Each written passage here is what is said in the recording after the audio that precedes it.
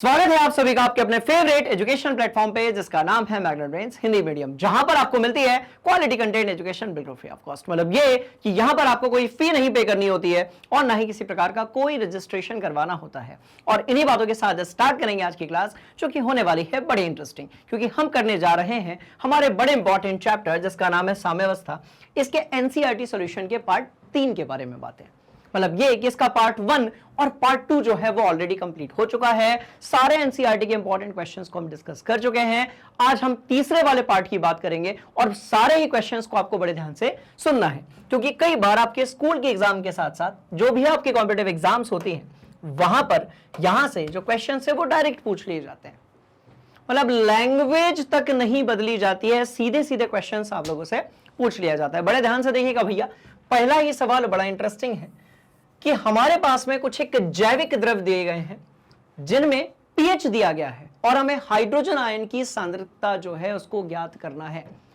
आपने कहा सर जब हाइड्रोजन आयन की सांद्रता दी होती है तो पीएच तो हम निकाल ही लेते हैं, पर भैया यहां पर कहानी में थोड़ा सा ट्विस्ट है। अब यहां पर हमें पीएच दिया गया है और पीएच से हमें क्या निकालनी है, तो भैया हाइड्रोजन आयन जो है इसकी सांद्रता हमें निकालनी है। आपने कहा सर निकाल लेंगे, कोई दिक्कत वाली बात नहीं है। तो कहानी बड़ी इंटरेस्टिंग है कि हमें जो है पीएच से हाइड्रोजन आयन जो है उसकी सांद्रता का क्या करना है, तो भैया गणना करनी है। आपने कहा सर कर लेंगे, कोई दिक्कत वाली बात नहीं, क्योंकि हम जानते हैं कि भैया जो पीएच होता है वो बेसिकली क्या होता है। देखो जो पीएच होता है वो बेसिकली क्या होता है, तो भाई माइनस होता है, लॉग होता है, और H प्लस आयन जो है इसकी सांद्रता होती है। बोलो यस सर। पीएच बराबर क्या होगा, तो भाई माइनस होगा, लॉग होगा, H प्लस आयन जो है इसकी सांद्रता होगी। अब यदि हम बात करते हैं यहां पर, तो भैया H प्लस आयन जो है इसकी सांद्रता क्या हो जाएगी, आपने कहा सर माइनस एंटी लॉग, जिसके बारे में हम बहुत बातें कर चुके हैं भाई, माइनस एंटी लॉग, और यहां पर आ जाएगा आपका पीएच। तो जो भी पीएच आपको दिया गया आप उसका एंटी लॉग निकाल लीजिए नेगेटिव में, and that will turn into what, H plus ion की सांद्रता। क्या ये बात समझ में आई? सबसे पहले हम बात करेंगे मानव पेशीय द्रव के बारे में, और इसका जो पीएच है ये दिया गया है 6.83। यहां पर जो पीएच दिया गया है भाई वो दिया गया है 6.83। बड़ी इंटरेस्टिंग कहानी, बहुत ध्यान से सुनिएगा। मतलब एक बात तो क्लियर है कि ये अम्लीय प्रवृत्ति का है। चलो भैया, तो हमने कहा ये वाला सूत्र हमारे सामने दिया गया है। H प्लस आयन यदि हमें निकालना है तो हम क्या करेंगे, तो भाई हम लिखेंगे यहां पर एंटी लॉग, और कितना आ जाएगा, तो देखो पीएच से ये जो देखो ये नेगेटिव 6.83 दिया हुआ है ना, राइट। इसको हम क्या लिख सकते हैं, तो भैया 7 बार 7.17 लिख सकते हैं। बोलो यस सर। तो बस मैंने वैल्यू पुट करी, एंटी लॉग देखना हम लोग ऑलरेडी सीख चुके थे, और वहां से आपका जो आंसर है वो कितना आ जाएगा, तो भाई 1.48 इंटू 10 टू दी पावर कितना आ जाएगा, तो आपने कहा सर -7 m आ जाएगा।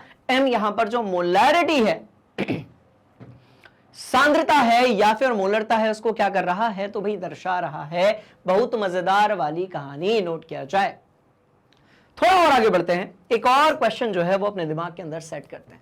अब हम बात कर रहे हैं मानव उदर द्रव के बारे में, जिसको हम लोग बोलते हैं कि भैया हमारा जो जठर रस होता है, हमारे पेट के अंदर भयंकर सांद्रित जठर रस पाया जाता है जिसमें HCl पाया जाता है, और इसका जो कॉन्सेंट्रेशन है वो बहुत ज्यादा होता है और पीएच बहुत कम होता है। कि ना, तो भाई 1.2, ध्यान से देखो। और इसके लिए मुझे यदि क्या निकालनी है, हाइड्रोजन आयन जो है उनकी सांद्रता निकालनी है, तो फिर से मैं वही फॉर्मूला उपयोग करूंगा। कौन सा वाला, तो भाई एंटी लॉग वाला। ये देखो ये एंटी लॉग ऑफ 2 बार 0.8, और इसको यदि हम कैलकुलेट करेंगे तो ये आपका परिवर्तित हो जाएगा किसमें, तो 6.3 इंटू 10 टू दी पावर -2 में। क्या ये कहानी क्लियर? आपने कहा हाँ जी सर। इन सबको आप अपनी कॉपी में नोट करते जाइए और एग्जाम में ये क्वेश्चंस आपकी बहुत ज्यादा हेल्प करेंगे। हम थोड़ा और आगे बढ़ेंगे, इस कहानी में थोड़ी और चीजों को ऐड करेंगे और देखेंगे कि अगली बात किसकी हो रही है। तो भाई बात हो रही है यहां पर मानव रुधिर यानी कि मानव रक्त की। बात किसकी हो रही है, तो आपने कहा सर मानव रुधिर या फिर मानव रक्त की, जिसका जो पीएच है वो दिया गया है 7.38। बोलो यस सर। अब यदि इसका यहां पर pH दिया गया है तो फिर से एंटीलॉग वाला जो फॉर्मूला है हमारा, राइट, वहां से हम जब इसका कॉन्सेंट्रेशन निकालेंगे, सांद्रता जब हम निकालेंगे, तो ये हो जाएगी आपकी 4.17 इंटू 10⁻⁻8 m। तो ये कितनी हो जाएगी? आपने कहा सर 4.17 इंटू 10⁻⁻8 m यहां पर हो जाएगी वैल्यू किसकी? तो भैया H प्लस आयन की। खत्म बात। चलो,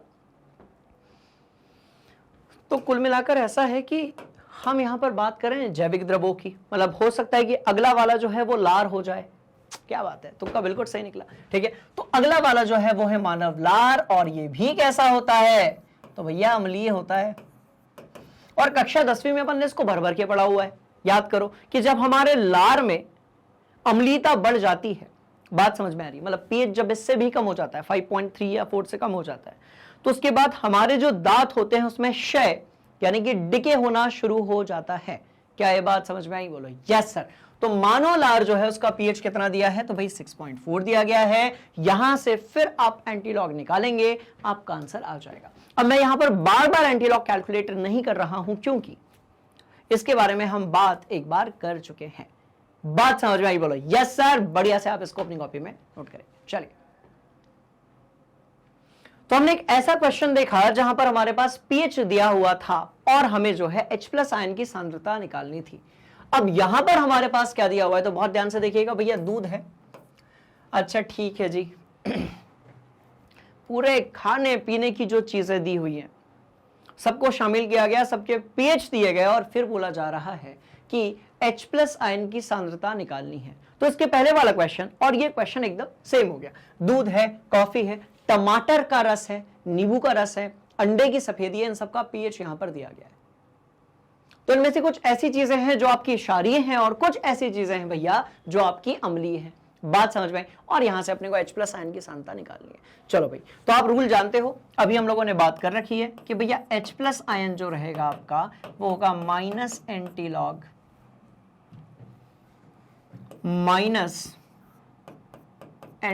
ऑफ, यहां पर क्या आ जाएगा? तो भाई सीधी सी बात है पीएच आ जाएगा। That's all. तो इस सूत्र से अभी हमने कैलकुलेट किया था, आप भी एक बार ट्राई करेंगे। ठीक है, 1 2 3 4 5 चीजें दी हुई है, एक बार ट्राई करो इस वाले फॉर्मूले से। एंटीलॉग देखना मैंने सब लोगों को सिखाया हुआ है ऑलरेडी। बात समझ में आई? बोलो यस सर। तो इन चीजों को आप कैलकुलेट करेंगे, H प्लस आयन, और फिर जो मैं बताऊंगा उससे आप क्रॉस चेक करेंगे। Hurry up. डन। बोलो yes sir, yes sir, yes sir. चलो भाई, तो इस तरीके से जब आप निकालते हो किसका? दूध के H प्लस आयन की सांद्रता, तो वो आती है आपकी 1.585 इंटू 10⁻⁻, कितना? तो आपने कहा सर -7 m जो है वो आ जाएगी आपके H प्लस आयन की सांद्रता। ये थी भैया पहली वाली कहानी। हम चलते हैं दूसरे वाले के पास में। बहुत ध्यान से देखिएगा, दूसरे वाले में आपके पास जो pH दिया गया है वो दिया गया है -5.0, यही दिया गया था। कॉफी के लिए कितना था? कॉफी के लिए 5, टमाटर के रस के लिए 4.2, नींबू का रस तो बहुत ज्यादा अम्लीय होता है 2.2, और अंडे की जो सफेदी है बेसिकली वो क्षारकीय होती है, इसलिए 7.8। चलो भैया ठीक है, मस्त वाली बात। चलो, तो ठीक है, कोई दिक्कत वाली बात नहीं है। एंटीलॉग 5.1 या 0 यदि हम निकालेंगे, so that will turn into what? 1 into 10⁻⁻5 m। और इस तरीके से ये आपके कॉफी के जो H प्लस आयन है, जो कॉफी है उसका जो H प्लस आयन है, उसकी जो सांद्रता है बाबू, राइट, वो यहां पर आपके सामने आ गए। अब हम बात करेंगे टमाटर के रस के पीएच की। तो ध्यान से देखिएगा, टमाटर के रस का जो पीएच था वो हमने लिया था कितना? तो भाई 4.2। कितना लिया था? तो आपने कहा सर 4.2 लिया गया था। तो इसका जब हमने एंटीलॉग निकाला तो वो वैल्यू कितनी आई? बड़े ध्यान से देखेंगे तो भैया ये वैल्यू आ गई आपके 6.3 इंटू 10⁻⁻5 m, और इस तरीके से आपका आंसर जो है वो आपके सामने। चलो भाई नोट करेंगे। तो इजी क्वेश्चन है यार, वैल्यूज पुट करनी है, हीरो बनना है, दैट्स ऑल। चलो भाई, और आगे हम बढ़ेंगे, और इसके बाद हम बात करेंगे नींबू के रस की। अच्छा, इसके बाद हम बात करेंगे किसके बारे में? तो भैया नींबू के रस की सफेदी। कितना है पीएच? तो -2.2 है। इसको हम कन्वर्ट करेंगे एंटीलॉग वाले फॉर्मेट में, so this will turn into what? 3 बार 0.8। बात समझ में आई? बस उस वैल्यू को आपने पुट किया यहां पर, फिर आपके H+ आयन की सांद्रता आ गई। और द सेम वे यदि हम अंडे की सफेदी की बात करते हैं, ठीक है, तो यहां पर आपका आ रहा है 1.585 इंटू 10⁻⁻8 m। तो इस तरीके से आप H+ आयन की सांद्रता निकाल सकते हो। यदि आपके पास H+ आयन की सांद्रता दी गई है तो आप राइट, बहुत ध्यान से देखना, H+ आयन की सांद्रता आप OH माइनस की सांद्रता भी निकाल सकते हो इस फॉर्मूले की हेल्प से। तो ये बड़ा इंपॉर्टेंट फॉर्मूला है जो बार बार हमारे काम आता है, इसको बहुत बढ़िया तरीके से दिमाग के अंदर फिट रखना है, ठीक है। चलिए भैया नोट करेंगे। डन डन डनाडन। चलो जी अगला सवाल, बहुत शानदार। आइए, 298 केल्विन पर 0.561 ग्राम KOH को जल में घोलने पर प्राप्त 200 मिली बिल्बन की पीएच की है pH, okay fine, potassium, hydrogen तथा हाइड्रोक्सिल आयन की आपको सांद्रता निकालनी है और साथ में आपको जो है पीएच भी निकालना है। तो बड़े ध्यान से देखिएगा भैया, ठीक है, सबकी सांद्रता यहां पर आपको कैलकुलेट करनी है। और कैसे कैलकुलेट करोगे तो मस्त वाली ये कहानी है, बहुत ध्यान से देखिएगा। इसका जो द्रव्यमान है, सबसे पहले हम बात किसकी कर लेते हैं, तो आपने कहा सर देखो KOH को आप पानी में डाल रहे हो ना, तो एक काम करते हैं KOH की ना सांद्रता निकाल लेते हैं। चलो भाई, तो KOH के बारे में हम बात करेंगे और यहां पर जो द्रव्यमान है वो कितना दिया है, तो आपने कहा सर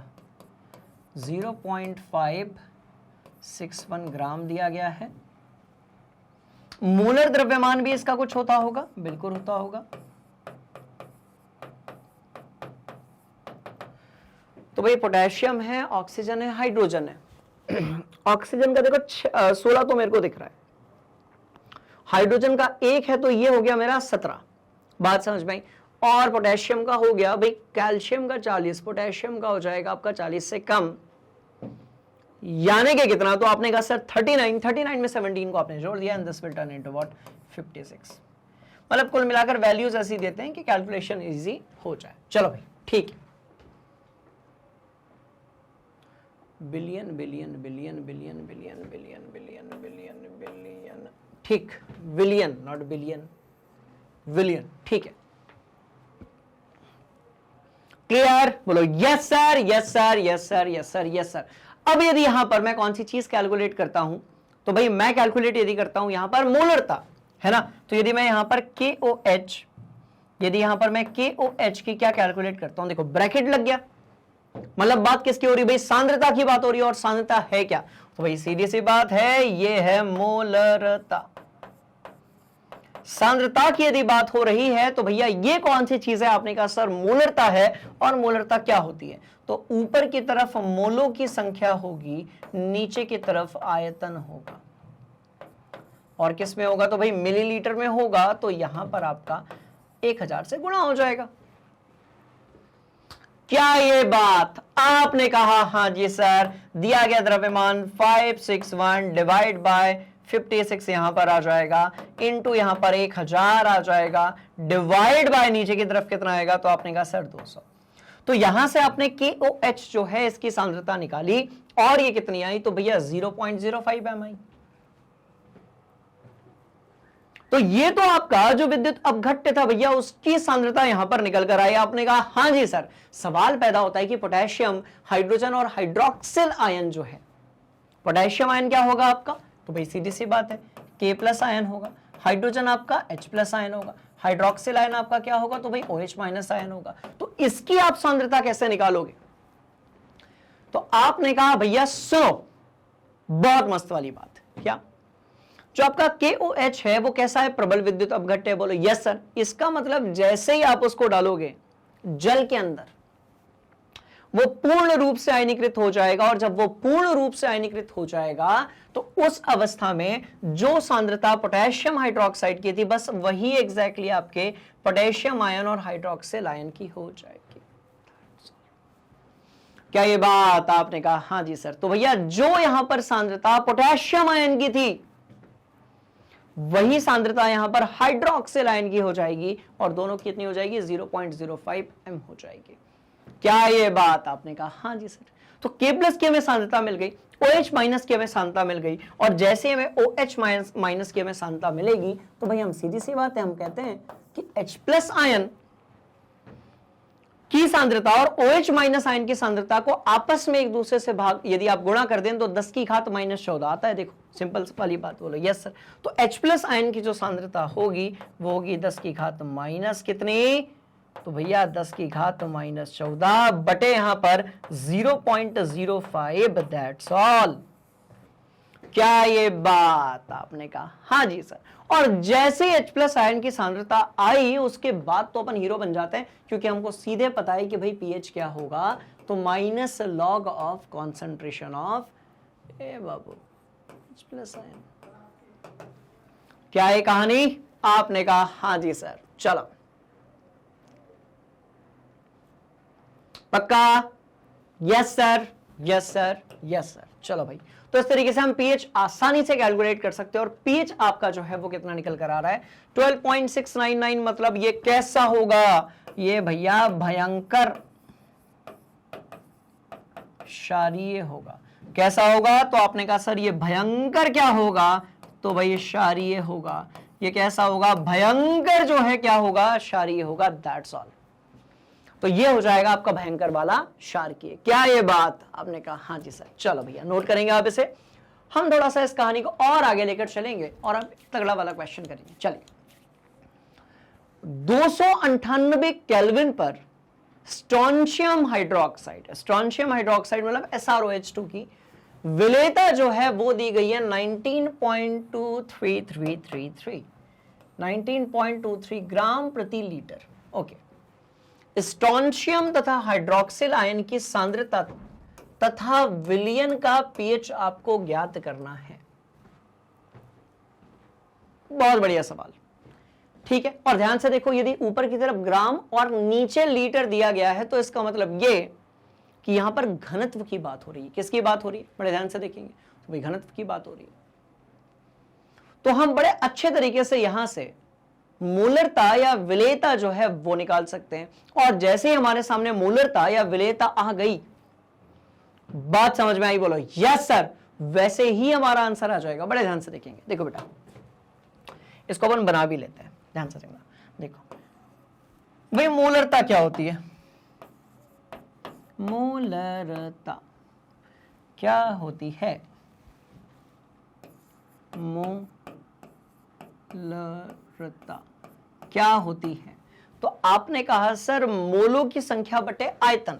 ठीक है जी, और मोलों की संख्या क्या है, तो भाई द्रव्यमान, बोलो यस सर। बटे क्या है, तो मोलर द्रव्यमान, बोलो यस सर।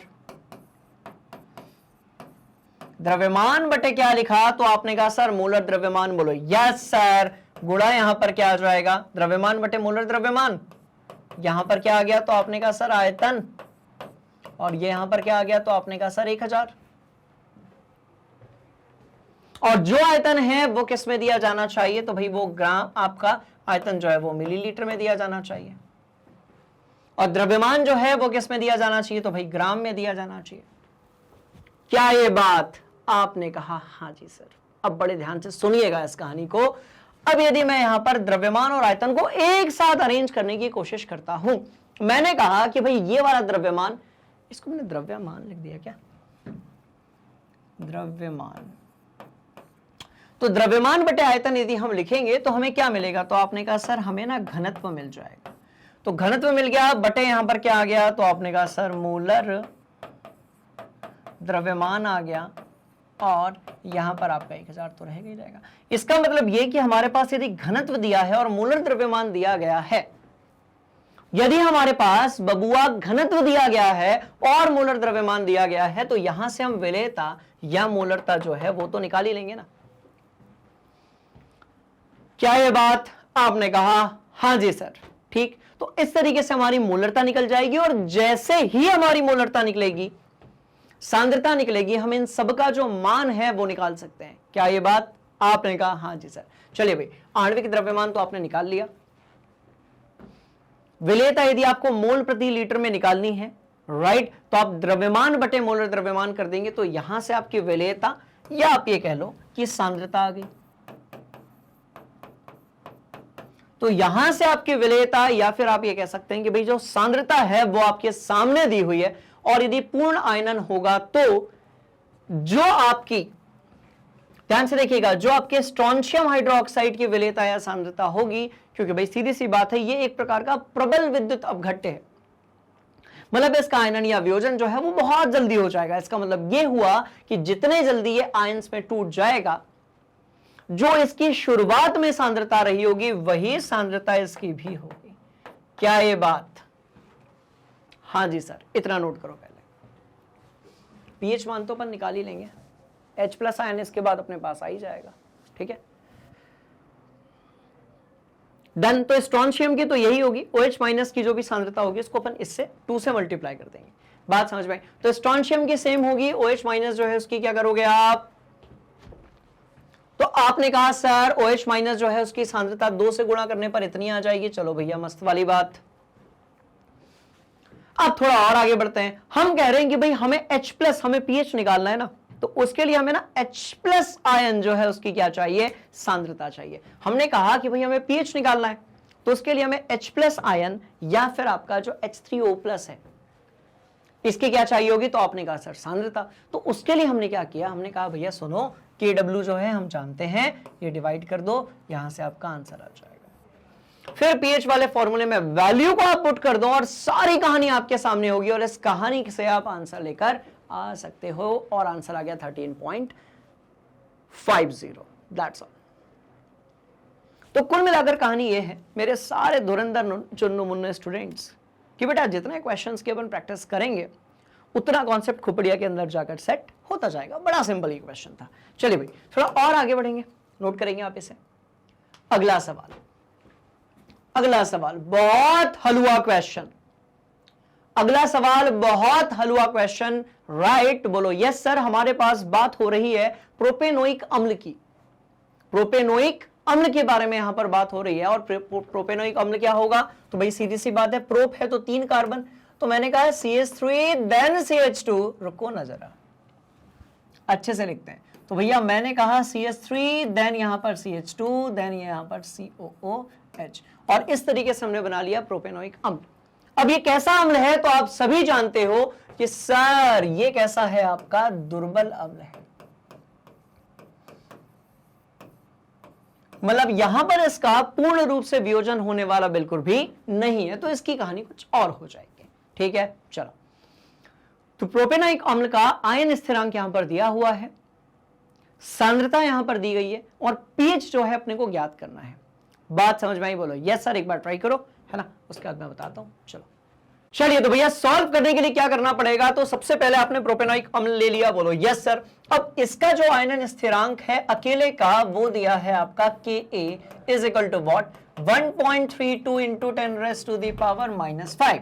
चलो भैया, और 0.05 m अम्ल विलियन के आयनन की मात्रा ये अपने को निकालनी है। आयनन की मात्रा निकालनी है, मतलब अल्फा अपने को निकालना है, और pH निकालना है। ये था पहला भाग, ये था पहला भाग, बहुत ध्यान से देखिएगा। और यदि हम इसके दूसरे वाले पार्ट की बात करते हैं, तो हमने कहा कि भैया अब हम इसमें जो है 0.01 m HCl जो है वो मिक्स कर देंगे, तो इससे जो आयनन की मात्रा है उसको हम ज्ञात करेंगे। मतलब दूसरा वाला देखो, एक Ka दिया हुआ है। अब कई बार क्या होता है ना, ऐसे क्वेश्चन में बच्चा पढ़ता है सर ऊपर आयन स्थिरांक जो है वो दिया गया है, यहां से हम आयनन की मात्रा निकालेंगे। ठीक है, फिर से आप दोबारा निकालेंगे। तो भैया पहले वाले केस में आपके पास सिर्फ प्रोपेनोइक अम्ल दिया है। बोलो यस सर। पहले वाले केस में आपके पास सिर्फ प्रोपेनोइक अम्ल दिया है। बोलो यस सर। दूसरे वाले केस में प्रोपेनोइक अम्ल में आपने HCl को भी डाल दिया है, इसलिए अब आयनन की मात्रा जो है वो बदल जाएगी। भाई HCl मिलाने के बाद जो आयनन की मात्रा होगी और मिलाने के पहले जो आयनन की मात्रा होगी प्रोपेनोइक अम्ल के लिए, वो दोनों ही कैसी होगी? आपने कहा सर दोनों ही कैसी होगी? एक दूसरे से भिन्न होगी। तो पहले ऊपर वाला पार्ट करते हैं, उसके बाद नीचे वाले पार्ट में हम जाते हैं। चलिए भाई, Ka यहां पर दिया गया है और इसकी सांद्रता भी यहां पर दी गई है। चलो भैया, बहुत मजेदार वाली कहानी। तो अब हमें बतानी है आयनन की मात्रा, जिसको हम लोग किससे बोलते हैं? अल्फा से रिप्रेजेंट करते हैं, और pH से रिप्रेजेंट करते हैं pH को। ठीक है, यस सर। अब देखेंगे, तो भाई आयनन की मात्रा का सीधा सीधा सा फॉर्मूला होता है जिसको हम लोग degree of ionisation, degree of dissociation भी कह सकते हैं, वो होता है आपका alpha is equal to what, under root K A divide by capital C. तो हम इसको कहते हैं भाई alpha is equal to under root K A divide bye आपका क्या हो जाएगा, तो भाई सी हो जाएगा। बस कुछ नहीं करने का, के ए का मान रखने का, सांद्रता का मान रखने का, और यहां से आपका जो अल्फा है वो निकल कर आ गया। क्या पहला पार्ट आपने कहा सर क्लियर है? पहला पार्ट आपने कहा सर क्लियर है, बात समझ में आ गई। चलिए भाई पीएच अब हमको निकालना है।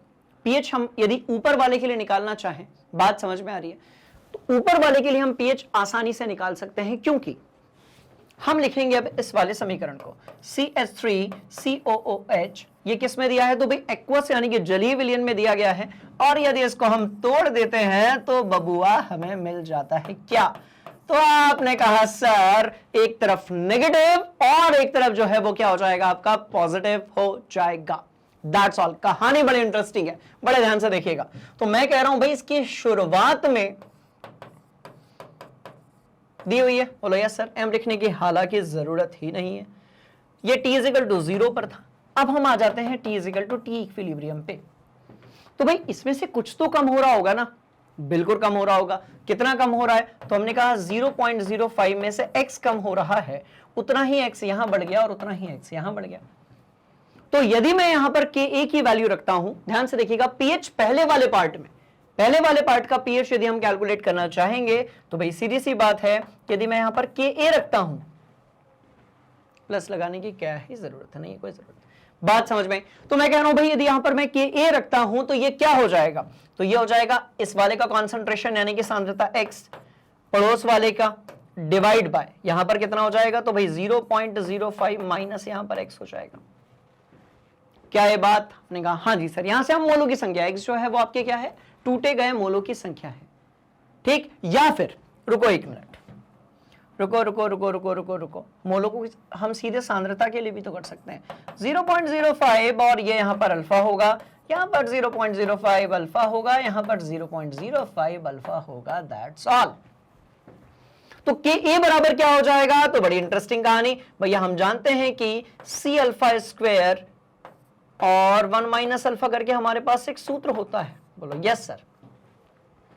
अब हम यहां से अल्फा निकाल चुके हैं, देखो अल्फा हमारे पास आ चुका है, अल्फा हमारे पास आ चुका है, बोलो यस सर, अल्फा हमारे पास आ चुका है। Ka शायद हमारे पास, Ka हमारे पास दिया गया है, कॉन्सेंट्रेशन जो है वो भी हमारे पास आ चुका है। तो आप यदि 0.05 अल्फा में अल्फा की वैल्यू पुट कर दोगे, इस वाले में करो, इस वाले में करो, एक ही बात है। यदि आप यहां पर अल्फा की वैल्यू पुट कर देंगे तो यहां से आपको H प्लस आयन जो है उसका सांद्रता आ जाएगी। जैसे ही आप इस वाले में अल्फा की वैल्यू पुट करोगे वैसे ही आपके सामने H प्लस आयन जो है, जैसे ही आपने अल्फा की वैल्यू पुट करी भैया, वैसे ही आपके पास H प्लस आयन की सांद्रता आ जाएगी, और जैसे ही H प्लस आयन की सांद्रता आई वैसे ही आप पीएच निकाल लोगे। तो पहली कहानी से पीएच आपका आ जाएगा। बेटा आपने जो अल्फा निकाला है उसको प्लीज आप यहां मल्टीप्लाई कर दीजिए, पीएच आपके सामने होगा। क्लियर? चलो पहली बात, तो पहला वाला पोर्शन अपना कंप्लीट हो चुका है। अब हम आते हैं दूसरे वाले पोर्शन के तरफ। हमने कहा कि यदि हम 0.01 m HCl मिला लेते हैं, किस में सवाल पैदा होता है, किस में, तो प्रोपेनोइक अम्ल में। तो अब यहां पर H प्लस जो है उसकी सांद्रता कैसी हो जाएगी भाई, बढ़ जाएगी। बहुत ध्यान से देखिएगा, यहां पर H प्लस आयन जो है उसकी सांद्रता कैसी होगी, तो आपने कहा सर बढ़ जाएगी। तो अब हम ये समीकरण लिख लेते हैं, बहुत ध्यान से देखिएगा। सेकेंड पार्ट कर रहा हूं, मतलब HCl आप अब मिला चुके हैं, अब क्या होगा इसके बारे में हम बात कर लेते हैं भाई। CH3COOH और ये आपका साम्यावस्था पर है, H प्लस, बोलो यस सर। HCl मिलाने के बाद भैया इसमें से 0.05 में से X यदि कम होता है तो यहां पर X जो है आपका वो कैसा होगा भैया, बढ़ जाएगा। यहां पर आपका X बढ़ जाएगा प्लस, ये प्लस क्यों लगा रहा हूं यार, प्लस प्लस प्लस, क्योंकि आप इसमें HCl भी मिला रहे हो, क्योंकि आप इसमें HCl भी मिला रहे हो, इसलिए हो जाएगा कितना, 0.01 m। खत्म। अब यहां से हम X निकाल सकते हैं, बात समझ में आई, बोलो यस सर, यहां से हम X जो है वो निकाल सकते हैं। क्या ये समीकरण हमारा बन चुका है?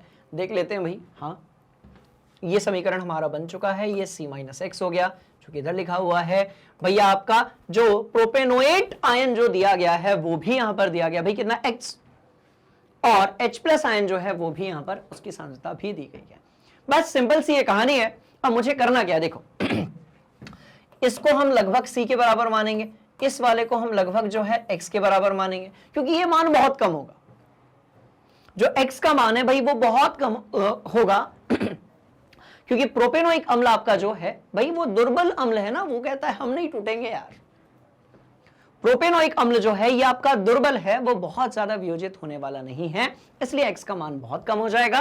बस, तो जहां पर आपका ध्यान से देखना, यदि मैं Ka लिखता हूं तो Ka क्या हो जाएगा भाई, X तो होगा ही होगा, X + 0.01 है तो यहां पर सिर्फ 0.01 हम लेंगे, हम उस वाले X को काउंट नहीं करेंगे, वैसे ही हम नीचे वाले X को भी काउंट नहीं करेंगे। देखो ये वैल्यू बनी होगी यहां पर। बात समझ में आ गई? तो अब यदि यहां से हम क्या करते हैं, तो भाई अल्फा यदि हम निकालने की कोशिश करते हैं तो आपका देखो X/C में कर रहा हूं, मैं क्या कह रहा हूं भाई, X/C की हम यहां पर बात करेंगे। देखो आपका C अल्फा जो है वो किसके बराबर होता है, X के बराबर होता है, बोलो यस सर। तो अल्फा क्या हो जाएगा, तो भैया X/C हो जाएगा। ये चीज आप पहले से जानते हो कि C अल्फा जो है वो किसके बराबर होगा, तो आपने कहा सर X के बराबर होगा। तो भाई यदि आप अल्फा निकालना चाहते हो, so that alpha will turn into what, X/C। बोलो यस सर, खत्म बात ही खत्म हो गई। बात समझ में आई? तो X/C जो है वो आपका अल्फा हो जाएगा। इसका मतलब ये हुआ कि X/C आपका अल्फा हो जाएगा। तो रुको जरा, K से आपका X आ जाएगा, कोई दिक्कत वाली बात नहीं है। क्या ये समीकरण आपको मिल गया? आपने कहा हाँ जी सर। रुको एक मिनट। तो Ka बराबर आपको मिल रहा है X/C 0.0। क्या बात समझ में आ गई? आपने कहा हाँ जी सर। और क्या हम इसको ऐसे लिख सकते हैं, Ka/0.01 is equal to X/C is equal to alpha? आपने कहा हाँ जी सर। तो भैया यहां से यदि अपने को अल्फा निकालना है तो अल्फा क्या है, तो आपने कहा सर Ka/0.01। अब K तो हमारे सामने है ना, K जो है वो हमारे सामने ऑलरेडी दिया हुआ है, कितना, 1.32 into 10⁻⁻5 divide by 1 into 10⁻⁻2 and this will turn into what, 1.32 into 10⁻3। यहां पर आपका अल्फा आ जाएगा। तो इस तरीके से यहां पर अल्फा यानी कि आपके जो वियोजन की मात्रा है बाबू वो आपके सामने है। अब कौनो घबराने वाली बात नहीं है, अपन ने ऐसे वाले बहुत सारे क्वेश्चंस की प्रैक्टिस की है और भैया आंसर आपके सामने है, नोट किया जाए। डन, यहां से आपका जो अल्फा है वो आ चुका है, यहां से आपका अल्फा जो है वो आ चुका है। हम एक और क्वेश्चन करेंगे जो कि बड़ा इंटरेस्टिंग है। यदि हमारे पास साइनिक अम्ल दिया गया है HCNO और इसके विलयन की पीएच मान दी गई है, ठीक है, तो आपको जो है क्या बताना है। साइनिक अम्ल दे दिया गया, बोलो यस सर। इसकी प्रारंभिक सांद्रता जो है वो भी दे दी गई, बोलो यस सर। पीएच मान जो है वो भी दे दिया गया है, बोलो यस सर। आपको बताना है कि इसका जो आयनन स्थिरांक है, अब अम्ल है तो आयनन स्थिरांक क्या होगा, तो भैया Ka होगा, और आयनन की मात्रा क्या होगी, तो भैया अल्फा होगी। ये दो चीजें जो हैं हमको कैलकुलेट करनी है। आपने कहा सर हम बहुत अच्छे तरीके से इसको क्या कर लेंगे भाई, कैलकुलेट कर लेंगे। अब जैसे ही आपके पास पीएच दिया हुआ है, यहां से आप क्या कर सकते हो, तो भैया आप H+ आयन निकाल सकते हो, या H+ आयन की जो सांद्रता है वो आप निकाल सकते हो एंटी लॉग लेके, बोलो यस सर। तो जैसे ही आपका राइट, बड़े ध्यान से देखेंगे भाई, पीएच आपको पता चला, आपने कहा हम यहां से H+ आयन जो रहेगा उसकी क्या निकाल लेंगे, तो भाई सांद्रता निकाल लेंगे। यदि आपके सामने पीएच दिया गया है तो H+ आयन की आप क्या निकाल सकते हैं, तो आपने कहा सर हम सांद्रता निकाल सकते हैं। चलो ये पहली वाली बात, हम आगे बढ़ते हैं। हमारे पास HCNO है और जब ये टूट रहा है तो ये क्या बना रहा है, तो CNO नेगेटिव और ये यहां पर आपका पॉजिटिव। प्रारंभिक कितना था, तो भैया 0.1 था, ये आपका 0 था, ये T = 0 था। अब हमारे T = T इक्विलिब्रियम पे, अब हम कहां पर आए, तो आपने कहा sir t is equal to T equilibrium पे। अब सीधी सी बात है, यदि ये c दिया है तो 0.1 माइनस 0.1 अल्फा, बोलो यस सर, ये कितना होगा 0.1 अल्फा, सी अल्फा जिसको हम कहते हैं 0.1 अल्फा। बात समझ में आ गई, खत्म बात। 0.1, ये 0.1 अल्फा लिखा नहीं, इसको सर आप के लिखे हुआ है ऐसे मत पढ़ लेना भैया, ये अल्फा है, ये भी क्या है तो अल्फा है, ये भी कैसा है तो भैया अल्फा है। चलो क्लियर, बोलो यस सर। अब मैं क्या कह रहा हूं, मेरी बात बड़े ध्यान से सुनेंगे आप सभी, क्योंकि बड़ा सिंपल क्वेश्चन है। भाई पीएच आपके पास दिया है, आपने कहा हाँ जी सर। अब जैसे ही आपके सामने पीएच दिया है, वहां से आप H प्लस की सांद्रता निकाल लोगे जो कि उसके बराबर है। तो भाई जो H प्लस की सांद्रता है वो कितनी है 0.0 अल्फा। तो अब यहां से H प्लस की सांद्रता आपकी आ चुकी है, यहां से आप अल्फा निकाल लोगे। यहां से आप क्या निकाल लोगे, तो आपने कहा सर अल्फा निकाल लेंगे। दूसरी इंटरेस्टिंग कहानी कि देखो अल्फा तो आ गया ना आपका, अब आपको के ए निकालना है। तो के ए क्या होता है, तो भाई के ए होता है आपका C alpha square and 1 minus alpha. तो भाई सी क्या है, तो आपने कहा सर प्रारंभिक सांद्रता है, कितनी है 0.1 alpha square and 1 minus alpha. और अल्फा क्या है, तो आपने कहा सर अल्फा ना यहां से निकाल लेंगे हम लोग।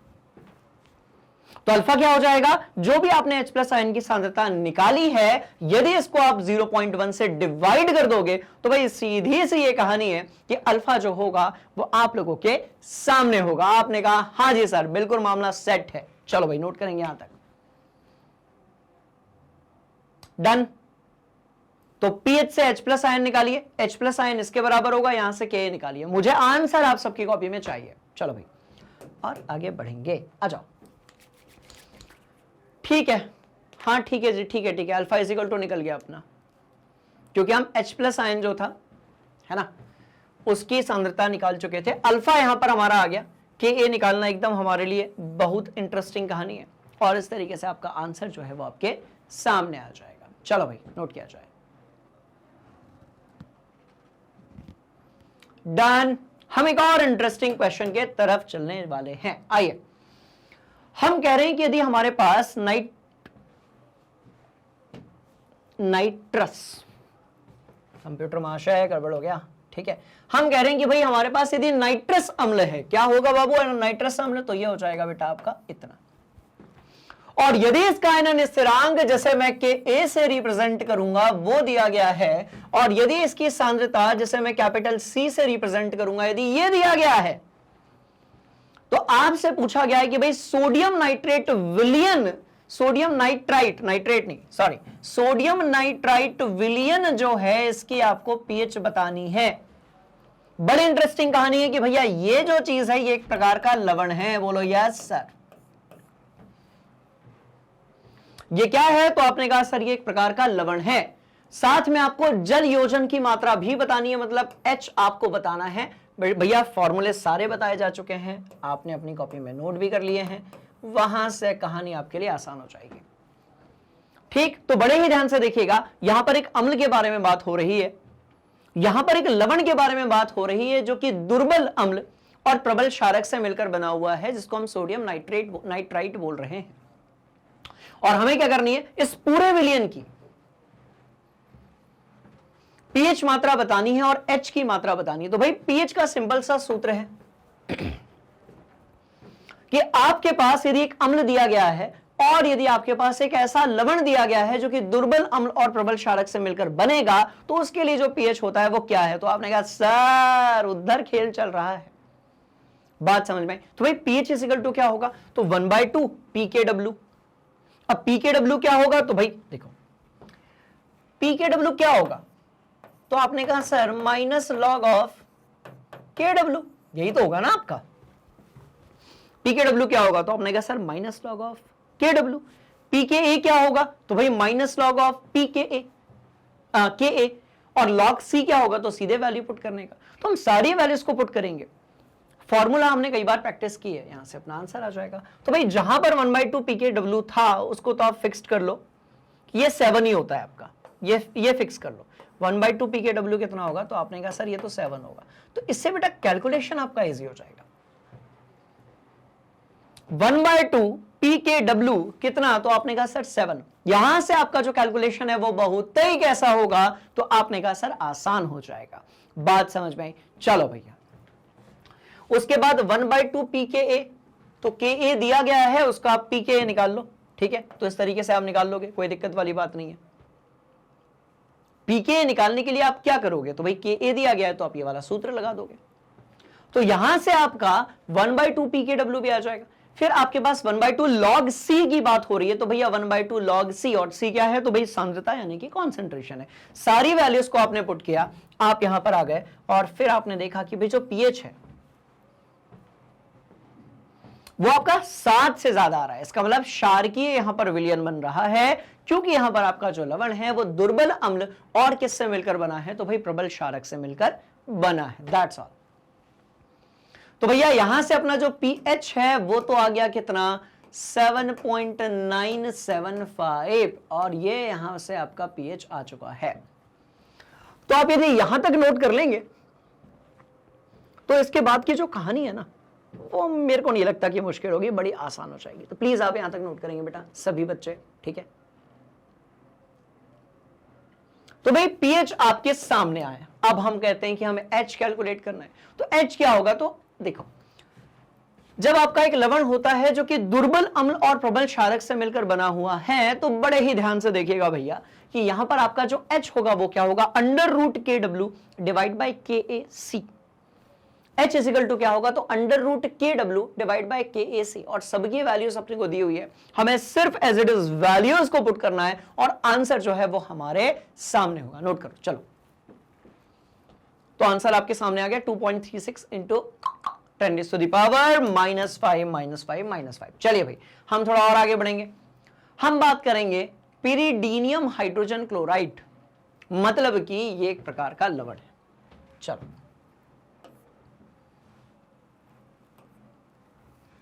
और इसका जो pH है वो भी यहां पर दिया गया है। तो पिरिडीन का आयनन स्थिरांक निकालना है, यानी कि आपको Kb जो है भैया वो कैलकुलेट करना है। आपको क्या कैलकुलेट करना है, तो आपने कहा सर Kb हमें कैलकुलेट करना है। क्या बात समझ में आई? बिल्कुल सही बात, आपको Kb जो है वो कैलकुलेट करना है। इस बार pH दिया गया है, पिछले वाले क्वेश्चन में pH कैलकुलेट करना था, राइट, और यहां पर इस बार pH जो है वो आपके सामने दिया गया है,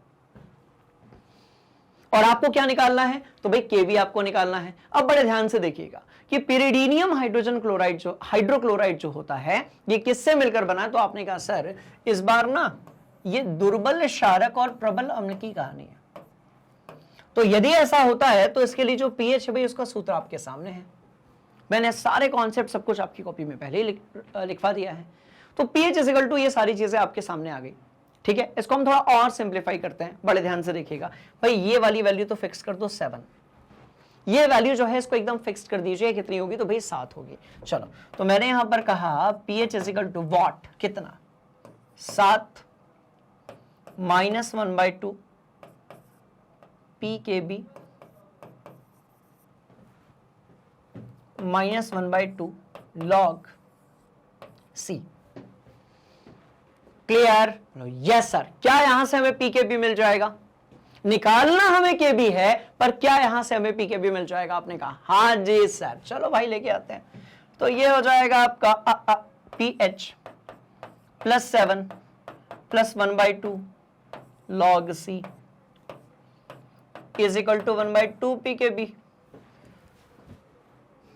क्या मैं सही जा रहा हूं? नहीं नहीं, मैं बिल्कुल सही नहीं जा रहा हूं। केमिस्ट्री में बिल्कुल सही जा रहा हूं, मैथ्स में सिली मिस्टेक। आओ, मुझे ना ये वैल्यू को एक तरफ लेकर आना है, तो मैं एक काम करता हूं भाई, मैं लिखता हूं 1/2 PKB is equal to 7 minus pH minus 1/2 log K। क्या ये वाली बात आपने कहा? हाँ जी सर। हमें निकालना है KB, पर उसके लिए पहले हमें क्या निकालना पड़ेगा, तो भाई PKB निकालना पड़ेगा। बोलो यस सर। अब एक काम करते हैं, इस वाले 2 को भी इधर पटकते हैं। 7 एक वैल्यू है, pH एक वैल्यू यहां पर दी गई है, और C जो है उसकी भी वैल्यू कहां गई रे भैया, ये दी गई है, C की वैल्यू दी गई है। सारी वैल्यूज को पुट करेंगे, आंसर आएगा। बोलो yes sir, yes sir, yes sir. चलो वैल्यू पुट करते हैं। चलो 7 माइनस pH कितना दिया है तो भाई ये दिया हुआ है 3.44 माइनस 1/2 लॉग कितना, तो आपने कहा sir capital C is equal to कितना 0.02। चलो भैया जो भी वैल्यू आएगी उसको यदि हम 2 से मल्टीप्लाई कर देंगे, जो भी वैल्यू आएगी उसको यदि हम 2 से मल्टीप्लाई कर देंगे फिर पीके भी आ जाएगा अपना। इस पूरे को एक काम करते हैं, अब तो 2 से मल्टीप्लाई कर सकता हूं ना भाई, 2 से मल्टीप्लाई कर दिया, इस पूरे को किससे मल्टीप्लाई कर दिया, अरे यार ऊपर नहीं, ये जो इक्वेशन है इस पूरे को मल्टीप्लाई 2 कर दिया हमने, तो यहां से हमारा पीके भी आ जाएगा, बोलो यस सर। और हम ये जानते हैं कि भाई जो पीके भी होता है आपका माइनस लॉग ऑफ यहां पर आपका के बी होता है, दैट्स ऑल। तो भाई सीधी सी बात कि जैसे पीके भी आएगा हम एनडी लॉग लेकर यहां से के बी कैलकुलेट कर लेंगे, ठीक है। चलिए सॉल्व करते हैं। तो पहले तो आप इतना नोट कर लें बढ़िया तरीके से, ठीक है जी। चलिए जी इस जगह को खाली करते हैं, इस जगह को पूरी तरीके से कर देते हैं खाली। हाँ जी भैया, चलिए भैया, तो लॉग के बी, अच्छा ठीक है, ये पूरा पीके भी दिया हुआ है आपका, पीके भी दिया हुआ है, ये वैल्यू को हमने यहां पर पुट किया, ये आंसर आ गया। के बी जो है वो एंटी लॉग आपने निकाला, उसका आपने एंटी लॉग निकाला, and that will turn into what 1.5 into 10 की घात -9 जो है वो आपके सामने होगा। तो भैया के बी जो है यहां से बहुत मस्त तरीके से निकल चुका है, दैट्स ऑल। इस वाली इक्वेशन से पीके भी आएगा, फिर के बी तो आप निकाल ही लेंगे। क्लियर है जी। चलो, तो अच्छा सवाल था, प्रैक्टिस वाला क्वेश्चन था, बढ़िया सवाल था। और क्या पूछा गया है भाई, निम्नलिखित लवण के लिए जलीय विलयन के उदासीन यानी कि जिसका पीएच 7 है, अम्लीय तथा क्षारीय होने की जो है आपको क्या करनी है, तो प्रागुक्ति करनी है, मतलब बताना है कि कौन से यहां पर जो लवण होंगे वो अम्लीय होंगे, क्षारकीय होंगे या फिर उदासीन होंगे। और ये कहानी बड़ी इंटरेस्टिंग है। हम जानते हैं कि भाई अम्लीय लवण क्या होता है, उससे पहले तो हम ये जानते हैं कि भाई ये लवण क्या होता है। बात समझ में आई? तो अम्ल और क्षारक जब उदासीनीकरण अभिक्रिया करते हैं तब जाकर लवण का निर्माण होता है। दोनों यदि आपके प्रबल हैं, अम्ल और क्षारक, तो उदासीन लवण बनेगा। यदि अम्ल आपका प्रबल है और क्षारक आपका दुर्बल है तो अम्लीय लवण बनेगा।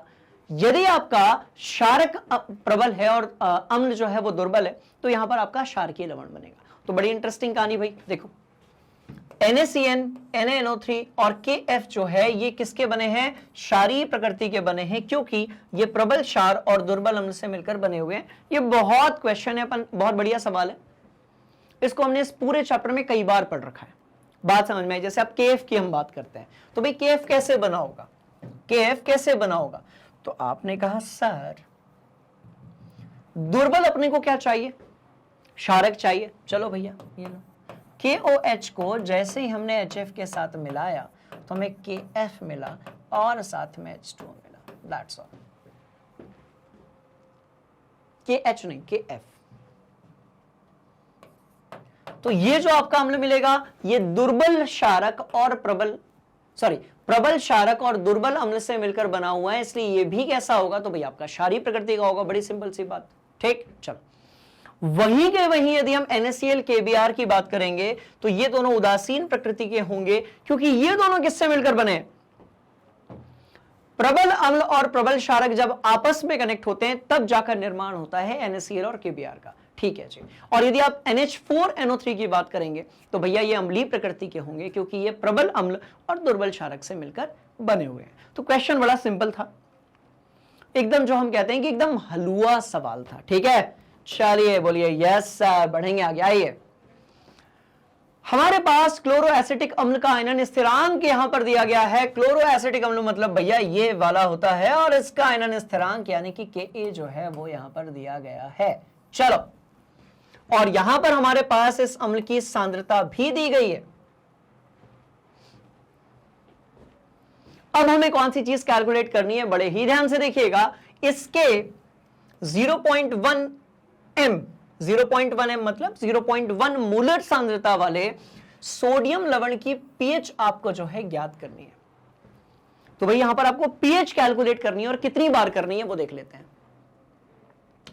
तो मैं कह रहा हूं क्लोरो एसिटिक अम्ल का आयनन स्थिरांक दिया है, उस अम्ल का भी पीएच हमें कैलकुलेट करना है, और उसमें यदि आप सोडियम लवण मिला देते हैं तो भी आपको पीएच कैलकुलेट करना है। तो भैया यहां पर पीएच आपको जो है 2 बार कैलकुलेट करना है। चलो पहली बार वाला तो बहुत इजीली निपटा देंगे अपन, पहली बार वाला तो भैया बहुत इजीली हम लोग निपटा देंगे, एकदम मस्त वाली कहानी है। चलो, क्या इसका प्रारंभिक सांद्रण इतना है? बोलो yes sir.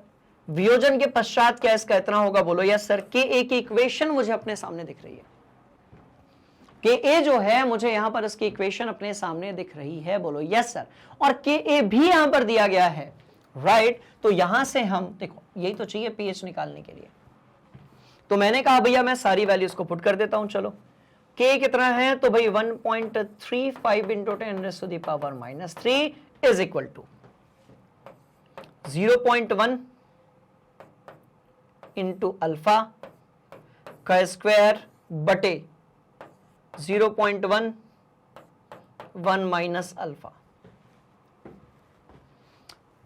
Non value known value known value, known value का मतलब वो वैल्यू जिसको हम पहले से जानते हैं। हम यहां से भैया अल्फा निकाल कर आएंगे, हम यहां से क्या निकाल कर आएंगे? तो आपने कहा सर अल्फा निकाल कर आएंगे, और यदि अल्फा हमारा निकल जाएगा तो हम जानते हैं कि जो H प्लस है उसकी सांद्रता कितनी है? 0.1 अल्फा है। इसका मतलब ये कि 0.1 अल्फा हमारा आ जाएगा यहां से, इससे क्या आ जाएगा? तो H प्लस आ जाएगा। तो सबसे पहले समीकरण बनाकर हम यहां से अल्फा निकाल कर लाएंगे, बोलो यस सर। मैंने कहा भाई सबसे पहले हम यहां से क्या निकाल कर आएंगे? तो आपने कहा सर अल्फा निकाल कर लाएंगे। जैसे ही अल्फा निकाल कर हमने लाया तो भाई H प्लस आयन की सांद्रता हमारी आ गई, और जैसे H प्लस आयन की सांद्रता आ गई तो आप सिर्फ अम्ल वाले विलयन का क्या निकाल सकते हो? तो आपने कहा सर हम पीएच निकाल सकते हैं बहुत अच्छे तरीके से। तो अल्फा आने के बाद आप बहुत शानदार तरीके से क्या निकाल सकते हैं? तो भाई पीएच निकाल सकते हैं, क्योंकि आप जानते हैं कि पीएच इज इक्वल टू क्या होगा? Minus log of concentration of H plus ion. चलिए भाई इतना कैलकुलेट कीजिए, फिर आगे बढ़ते हैं। डन। तो आपने कहा हाँ जी सर, तो पीएच इज इक्वल टू आप यहां से H प्लस आयन से पीएच की वैल्यू जो होगी उसको निकाल लेंगे, और उसके बाद तो कहानी एकदम चकाचक है। ठीक है, चलो तो अब चेक कर लेते हैं कि हमने जो कैलकुलेट किया था वो आया कि नहीं आया। तो भाई ठीक है, अल्फा निकल कर आ गया। अब जब अल्फा निकल कर आ गया तो H प्लस आयन जो था, अल्फा निकालने के लिए H प्लस आयन की सांद्रता के लिए आपने अल्फा से मल्टीप्लाई कर दिया, तो आपका आंसर आ गया। अब फिर पीएच निकाल लिया भैया आपने, और पीएच निकला कितना? 1.94, मतलब भयंकर वाला क्या होगा? ये तो अम्लीय होगा, भयंकर वाला अम्लीय होगा। चलो भाई ये भी ठीक है। अब मैं कह रहा हूं कि क्लोरोएसिटिक अम्ल का सोडियम लवण दुर्बल अम्ल तथा प्रबल क्षारक का लवण होता है, और इस प्रकार के लवण के लिए यदि हमें पीएच निकालना है, बात समझ में? तो हमारे पास एक सिंपल सा फॉर्मूला है, और वो सिंपल सा फॉर्मूला क्या है? तो भाई 1/2। तो यार ये इसको तो अपन 7 मान लेते हैं, खत्म बात। अब ये दोनों की वैल्यूज को आप पुट कर दीजिए, पी के अभी आपके पास था, वैल्यू पुट कर दीजिए, आंसर आपके सामने।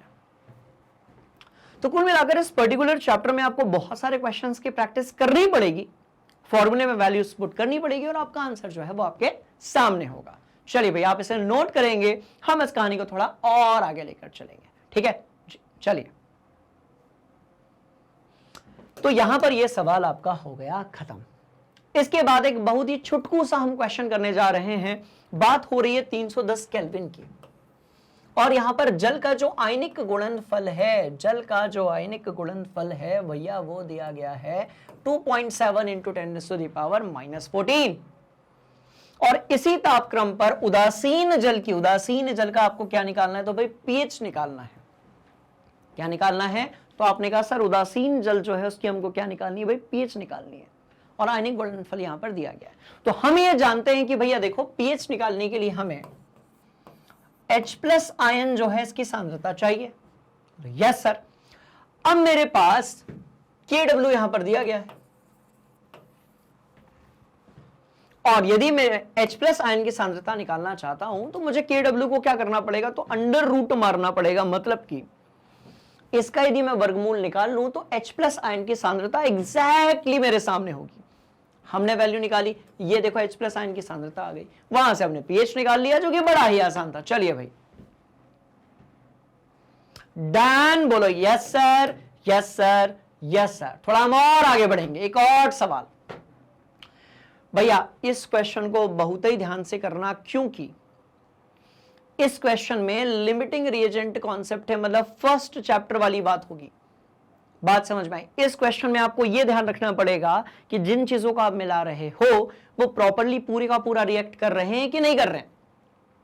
बात समझ में आई? सबके बीच में प्रॉपरली अभिक्रिया हो रही है कि नहीं हो रही है, सब कुछ आपको ध्यान में रखना पड़ेगा। चलिए भाई आगे बढ़ते हैं। तो निम्नलिखित मिश्रणों की पीएच जो है वो आपको क्या करनी है, तो भाई परिकलित करनी है। अभी अपन अभी कर लेंगे। चलो, तो पीएच जो है वो आपको परिकलित करनी है। कैसे करेंगे? तो भाई सबसे पहले आप इन सबके मोलों की संख्या निकाल लो, क्योंकि मैं फिर से आपसे कह रहा हूं कि पूरी रिएक्शन जो है वो किस पर डिपेंड होगी, मोलों की संख्या पर। क्लियर? बोलो यस सर। चलो, ये क्या दी गई है, तो आपने कहा सर सांद्रता। चलिए, ये क्या दिया गया है, तो आपने कहा सर आयतन। ऑन द सेम वे ये भी क्या दी गई है, तो आप बोलेंगे सर सांद्रता। और ये क्या दिया गया है, तो आपने कहा सर आयतन। तो भाई सांद्रता और आयतन तो आपको दोनों ही केसेस में दी गई है। बोलो यस सर। सांद्रता आयतन, तो यहां से आप क्या निकालोगे, मोलों की संख्या, क्योंकि बिना मोलों की संख्या निकाले हम ये नहीं बता पाएंगे कि कितना आपस में ये रिएक्ट कर रहे हैं।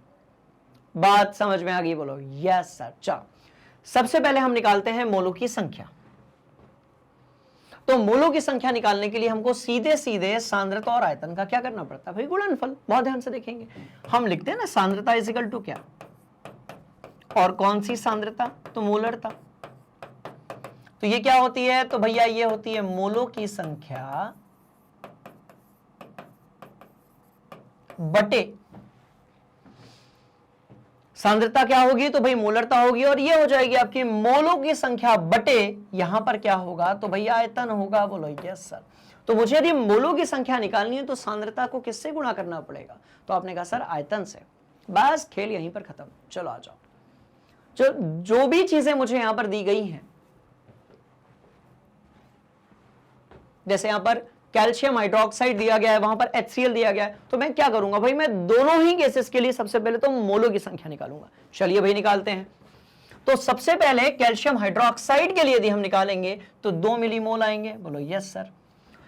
कुछ इसी तरीके से यदि हम HCl के लिए निकालेंगे तो भैया ये आपके 25 इंटू 0.1 मिलीमोल, यानी कि कितने आ जाएंगे, 2.5 मिलीमोल आ जाएंगे। तो ये दोनों ही चीज को हम यहां पर लिख लेते हैं कि कैल्शियम हाइड्रोक्साइड के लिए क्यों टर्न हुआ अचानक से, मैं बड़े ध्यान से सुनो।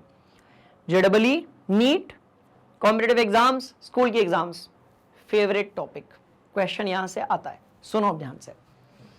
इसके लिए कितना आया भैया, तो आपने कहा सर 2 मिलीमोल। चलो 2 मिलीमोल। HCl था, हाँ जी HCl था। HCl के लिए कितना आया, तो आपने कहा हाँ 2.5 मिलीमोल। अब देखना ये दिए गए हैं और ये पूरे आपस में रिएक्ट नहीं करने वाले हैं। क्यों नहीं करने वाले हैं वो बताता हूं, बड़े ध्यान से देखिएगा। देखो, एक कैल्शियम हाइड्रोक्साइड 2 HCl के साथ, मतलब ये एक है तो ये 2 के साथ रिएक्शन करेगा। बड़े ध्यान से देखेंगे भाई, एक कैल्शियम हाइड्रोक्साइड 2 आपके HCl के साथ रिएक्ट करता है। बोलो यस सर।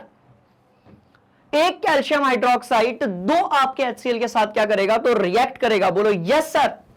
पर हमारे पास यहां पर कितना है, जब ये 2 है और ये 2.5 है। बड़े ध्यान से सुनिएगा भैया, एक कैल्शियम हाइड्रोक्साइड 2 HCl के साथ रिएक्ट करता है। बोलो यस सर। अब यदि ये 2 दिया है तो यहां पर HCl आपका या तो 4 दिया होना चाहिए। बोलो यस सर। पर ये 4 नहीं दिया, ये कितना दिया है, 2.5 दिया है। इसका मतलब ये कि इसका जो आधा होगा 1.25, देखो 2.5 है ना, तो ये तो पूरा रिएक्ट करेगा, पर ये पूरा रिएक्ट नहीं करेगा। इसमें से ये कितना रिएक्ट करेगा, तो बहुत ध्यान से देखिएगा 1.25 ही रिएक्ट करेगा। एक बार फिर से बता रहा हूं,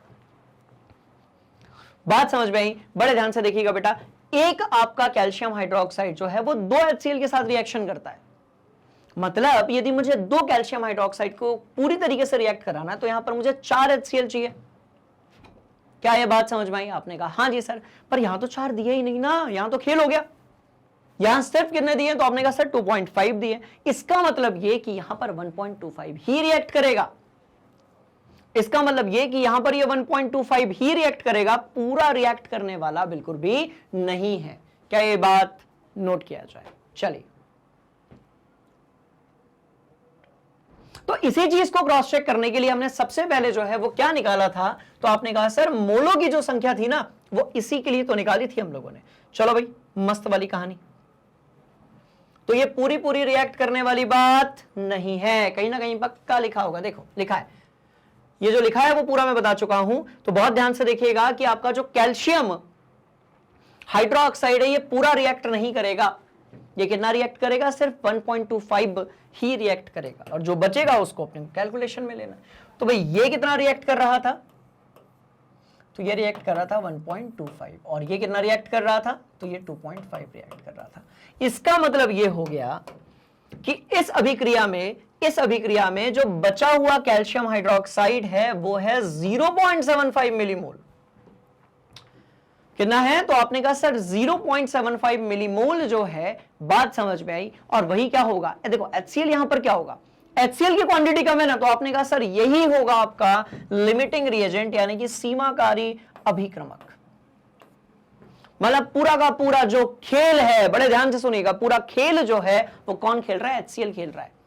तो सीमाकारी अभिक्रमक यदि है, इसका मतलब ये कि इसकी मात्रा कम होगी और इसके अनुसार ही क्या होगी भाई? रिएक्शन होगी। चलो हम थोड़ा और आगे बढ़ते हैं, ठीक है? चलिए भाई, विलयन का हम निकाल लेते हैं कुल आयतन। हमने कहा भाई हम विलयन जो है उसका कुल आयतन निकाल लेते हैं, और वो कितना आएगा? तो 10 ml और 25 ml को आपने जोड़ा तो 35 ml आ गया। बोलो यस सर। और यहां पर यदि आप देखो बड़े ध्यान से, HCl था, बोलो यस सर। COH2 था, बोलो यस सर। ये कितना था? तो आपने कहा सर हाँ 2.5 था, ठीक है। और ये कितना था? तो आपने कहा सर 1.25 था, ठीक है। इन्होंने रिएक्शन करके लवण बना लिया, जल बना लिया, उसको अपन काउंट नहीं करेंगे, वो तो उदासीन विलयन मिल गया। पर जो बचा है उसके कारण अम्लीता या क्षारीयता का पता चलेगा ना। तो भाई बचा कौन? तो कैल्शियम हाइड्रोक्साइड ही तो बचा है। घुमा दिया यहां पर क्वेश्चन में। इनका कहना है कि भैया हम अम्ल और क्षारक जो है उसको आपस में मिला के एक विलयन बनाएंगे, और उस विलयन का जो पीएच है वो क्या होगा। तो पहले हम ये तो देख लें कि जब आपने अम्ल और क्षारक को आपस में मिलाकर एक विलयन बनाया तो वो अम्लीय है, क्षारकीय या उदासीन है? क्या ये बात? आपने कहा हाँ सर। तो भैया जब दोनों ने आपस में रिएक्ट किया तो उसके बाद सिर्फ 0.75 मिलीमोल ही कैल्शियम हाइड्रोक्साइड बचा, बाकी पूरा कैसा हो गया? उपयोग हो गया। तो हमने कहा है यहां से हम कैल्शियम हाइड्रोक्साइड की मोलरता निकाल सकते हैं, और वो कुछ इतनी आई। और मोलरता कैसे आई? तो जो उसका मोलों की संख्या थी बटे जो कुल आयतन था, उससे हमने इसकी जो है मोलरता निकाल ली। चलो भैया, मोलरता आने के बाद तो कुछ बचा ही नहीं, उसके बाद तो एकदम हलवा वाली कहानी है। तो जो मोलरता, ध्यान से देखेंगे, अब ये आपका कैल्शियम हाइड्रोक्साइड था, तो जो मोलरता इसकी होगी भाई, जो मोलरता इसकी होगी, क्योंकि कैल्शियम हाइड्रोक्साइड आपका क्या है? तो आपने कहा सर बड़ी इंटरेस्टिंग कहानी, ये एक प्रकार का प्रबल अपघट्य है। इसका मतलब इसका आयनीकरण पूरी तरीके से हो जाएगा। तो जो सांद्रता इसकी रही होगी T=0 सेकेंड पर, वही सांद्रता आपके OH- आयन की होगी, ठीक है, वियोजन के बाद। तो OH- आयन, और 2 से मल्टीप्लाई क्यों किया? क्योंकि भाई 2 OH- आयन आपको मिल रहे थे। देखो ऐसे, चलो लिख ही देते हैं, ठीक है, पूरा लिख देते हैं। चलो, मैंने कहा भाई बड़ी इंटरेस्टिंग बात है, OH और ये यहां पर 2 हो गया, यहां पर ऐसा और फिर कैसा, तो उसके बाद तो बड़ी मजेदार बात। चलो कितना था? तो आपने कहा सर 0.T=0 पर 0.0214, और वो दोनों जो थे वो थे आपके डैश और डैश। चलो T= आप गए साम्यता पर, ये हो गया आपका 0, पूरी तरीके से कैसा हो गया? तो भाई अपघटित हो गया। ये हो गया 0.0 इतना, और ये हो गया आपका 2 × 0.0214, खत्म खेल। क्या ये बात? आपने कहा हाँ जी सर। तो भाई यही तो आपके OH- आयन जो है उसकी क्या है? तो आपने कहा सर यही तो सांद्रता है, यहां से काम करो पीओएच निकाल लो। यहां से आपका जो पीओएच आएगा, जो भी आपका पीओएच आएगा उसको 14 में से घटा दो, आपका पीएच आ जाएगा। बिकॉज हम ये जानते हैं कि हमारा जो पीएच है और साथ में पीओएच है बबुआ, वो कितना होता है भैया 14 के बराबर होता है।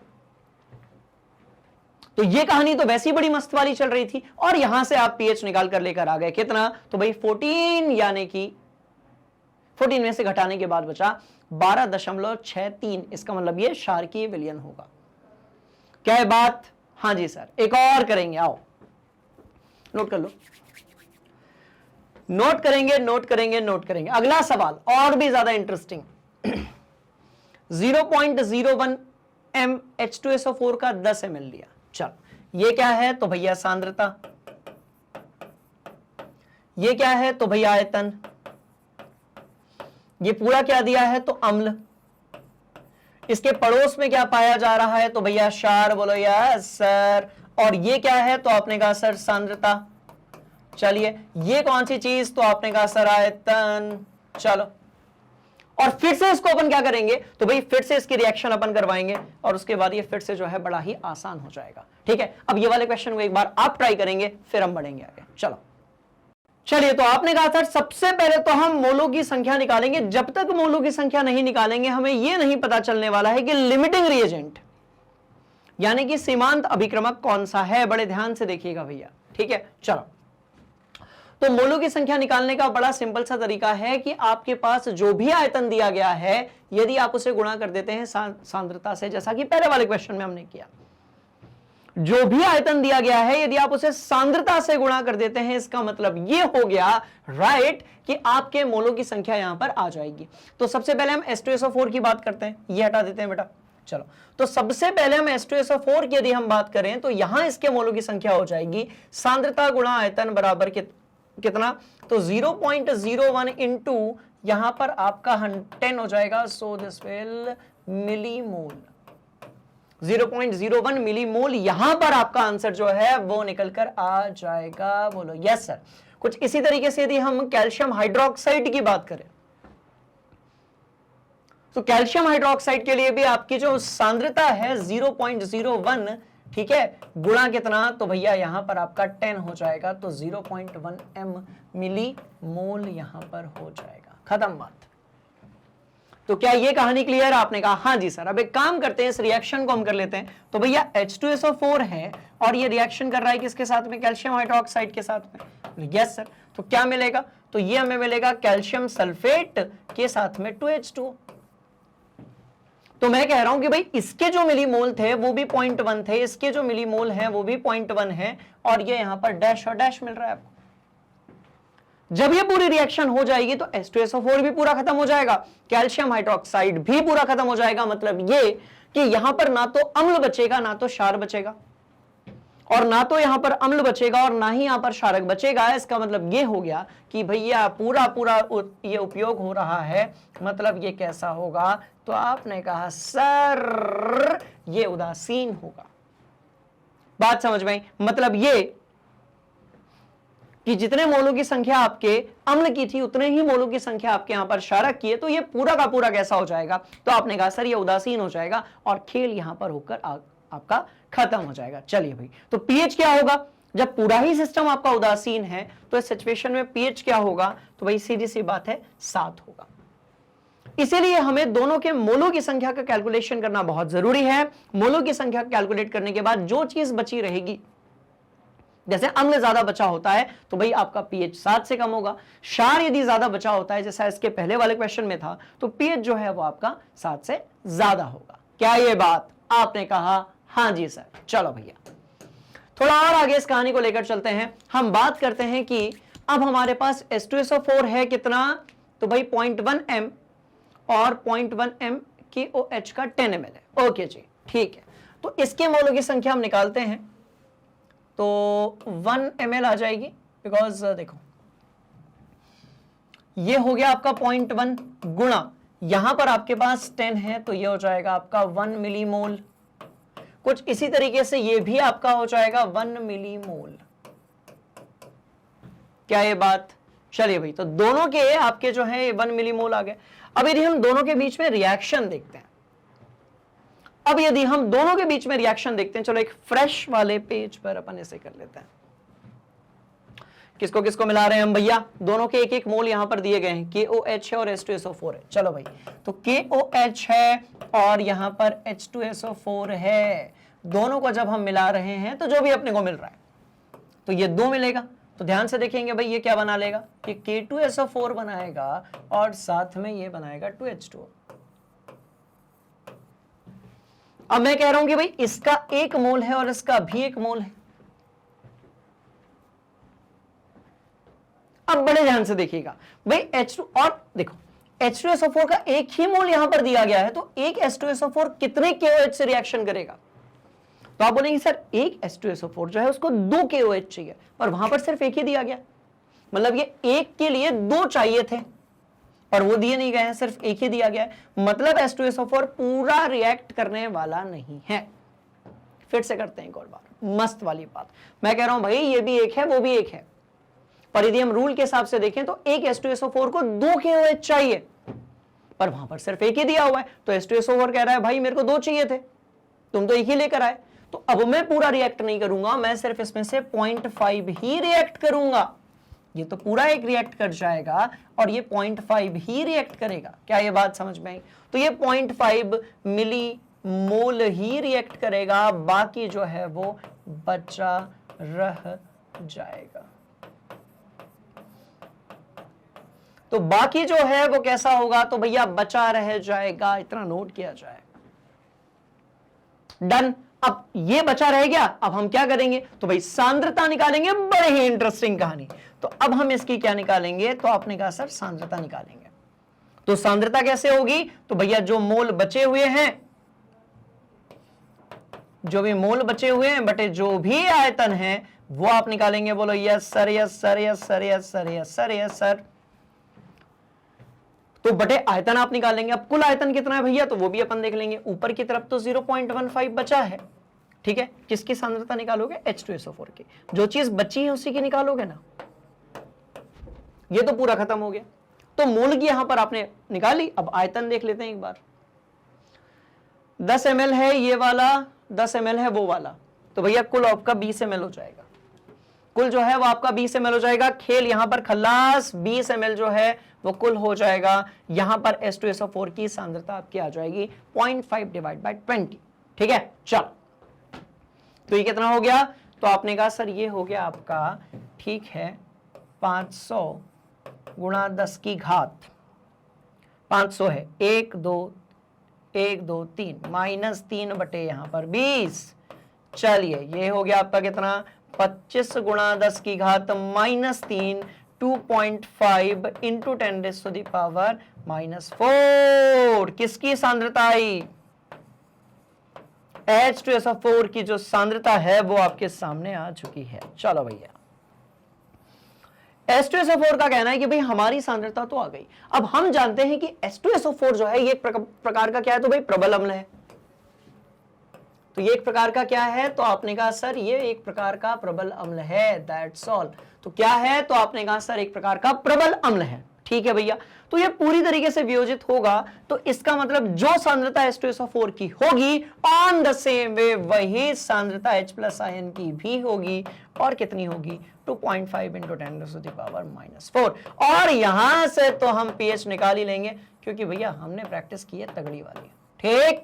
बोलो yes sir, yes sir, yes sir. चलो भाई, तो H+ आयन जो है वो मेरे सामने आ चुका है। अब कोई घबराने वाली बात नहीं है। हम क्रॉस चेक कर लेते हैं एक बार। हाँ जी, कच्छू गड़बड़ हुआ क्या?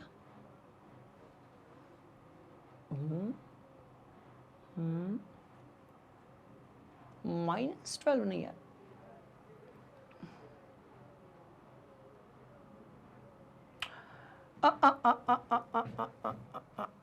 गुरुजी गुरुजी गुरुजी गुरुजी, ये 2 होगा ना। हम डेसिमल इस तरफ लेकर आ रहे हैं तो -2 हो जाएगा, तो ये -4 नहीं रहेगा, ये कितना रहेगा भाई? -2 रहेगा। चलो, सॉरी फॉर दैट। चलिए भाई, तो इस तरीके से आंसर आपके सामने होगा, ठीक। चलो,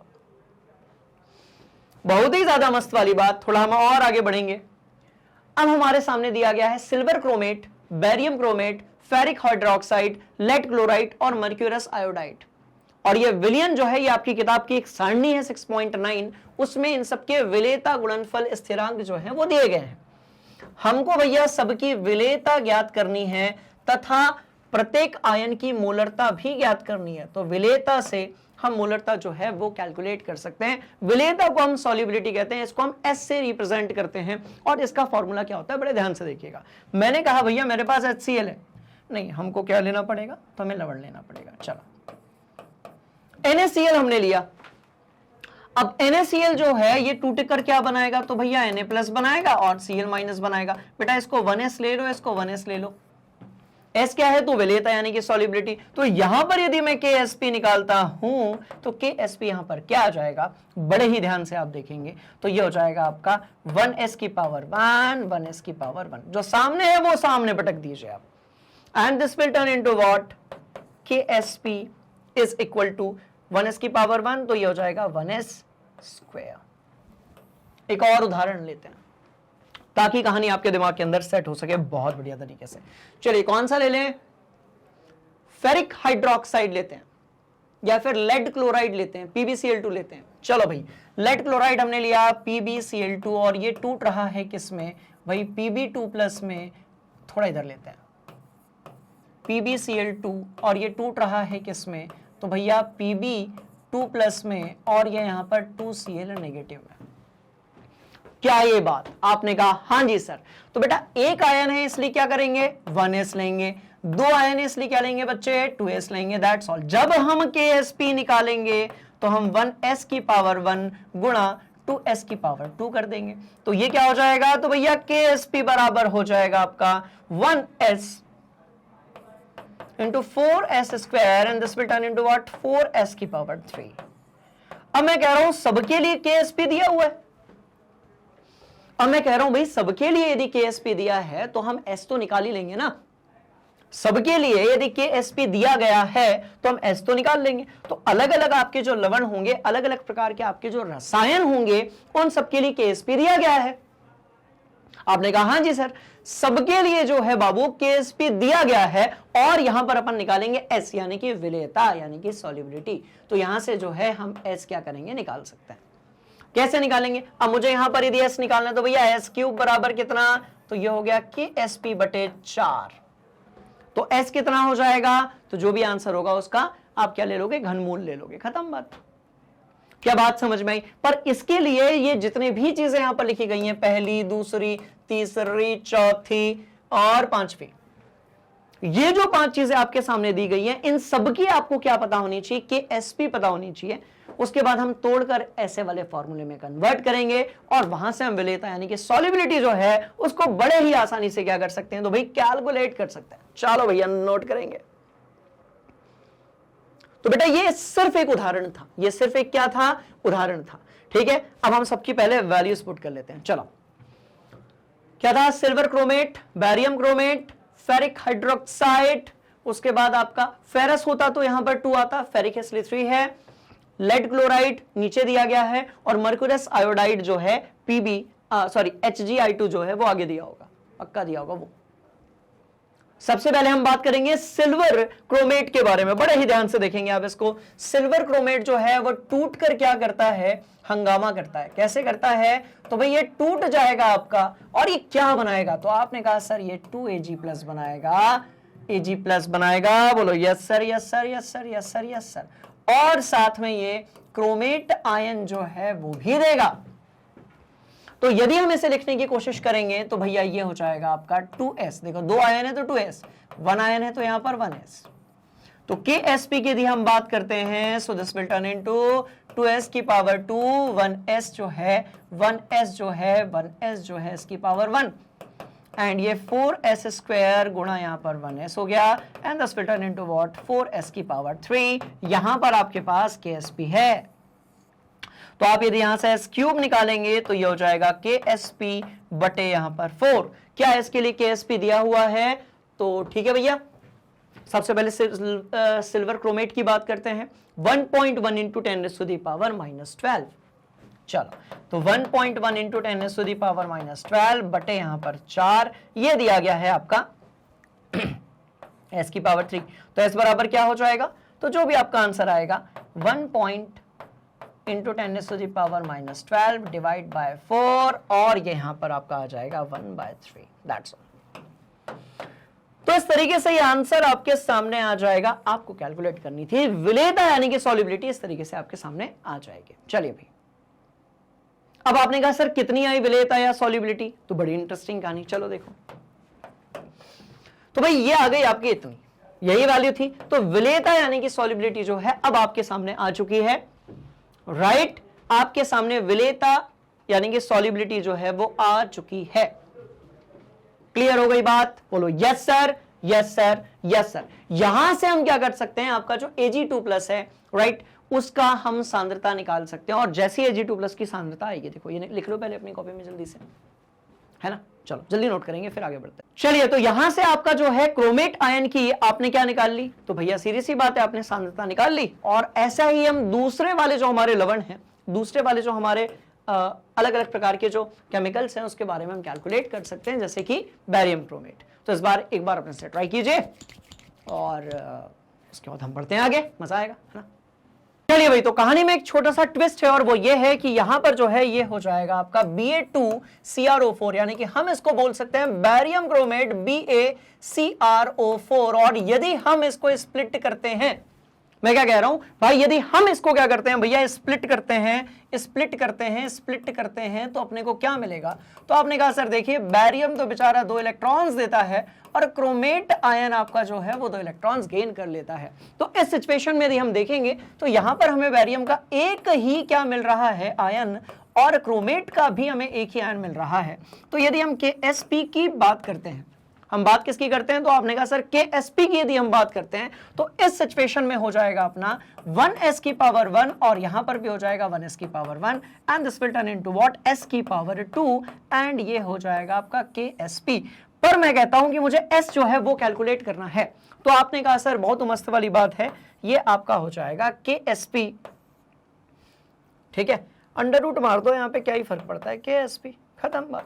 तो KSP की वैल्यू यहां पर ऑलरेडी दी हुई है, अंडर रूट आपने मार दिया। यहां से आपका जो S है यानी कि विलेयता है यानी कि सॉल्युबिलिटी है, उसका वैल्यू जो है वो आप लोगों के सामने आ जाएगी और ये कहानी हो जाएगी बड़ी ही इंटरेस्टिंग। चलिए भाई, इसका सेकंड वाला पार्ट देखते हैं। अब इसको बहुत बढ़िया तरीके से अपनी कॉपी में नोट करेंगे और हम फिर आगे बढ़ेंगे। चलो आ जाओ, हम बात कर रहे हैं इसके बारे में, फेरिक हाइड्रोक्साइड के बारे में। और ये जो आपका फेरिक हाइड्रोक्साइड है, फेरिक हाइड्रोक्साइड है, ये क्या होगा, तो आपने कहा सर Fe, यहां पर होगा OH थ्राइस, और ये जब टूट जाएगा, मैं क्या कह रहा हूं, बड़ी इंटरेस्टिंग बात, जब ये टूट जाएगा तो सिचुएशन में क्या होगा, तो Fe3+ होगा प्लस 3 यहां पर OH माइनस होगा, Fe3+ होगा प्लस यहां पर 3OH माइनस होगा। चलो भाई मस्त वाली बात। इसके लिए यदि हम लिखेंगे तो भाई एक ही आयन है, तो जितने आयन होते हैं उतना हम लिखते हैं। तो एक आयन यदि हमारे पास में है तो हम सिर्फ इसको S लिखेंगे, यहां पर हमारे पास 3 आयन है तो हम इसको 3S लिखेंगे। क्या ये बात, आपने कहा हाँ जी सर। क्या करोगे अगली स्टेप, आपने कहा सर कि SP लिखते हैं और एक काम करते हैं, फिर यहां पर S लिखते हैं, इसकी पावर 1 लगाते हैं, यहां पर 3S लिखते हैं, इसकी पावर 3 लगाते हैं। So this will turn into what, 27 भैया यहां पर आ जाएगा, 27 आ गया है, इसके 3 आ गई। सो ये हो गया भैया 27s की पावर 4 और ये यहां पर हो गया KSP, खेल खत्म। चलो भाई, क्या ये बात आपके समझ में आ गई। आपने कहा हाँ जी सर, यदि आप यहां से S निकालना चाहते हो, so this will turn into KSP divide by 27 और इसकी पावर 1/4।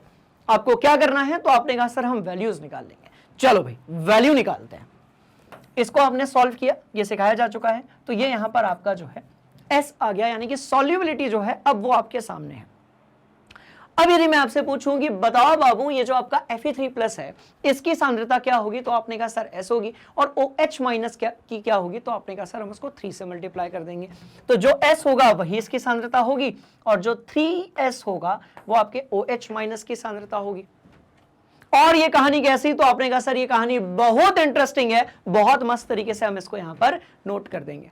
तो आंसर हमारे सामने है, परेशान होने वाली कोई बात नहीं है और हम बढ़ते हैं अगले वाले क्वेश्चन के तरफ। और ऐसा करते करते ये सारे क्वेश्चंस की हम क्या कर लेंगे भाई, प्रैक्टिस कर लेंगे। और यही वो क्वेश्चंस हैं जो पूछ लिए जाते हैं कहां पर। तो आपने कहा कहां पूछ लिए जाते हैं, तो सर परीक्षाओं में। चलो भाई और बढ़ते हैं आगे।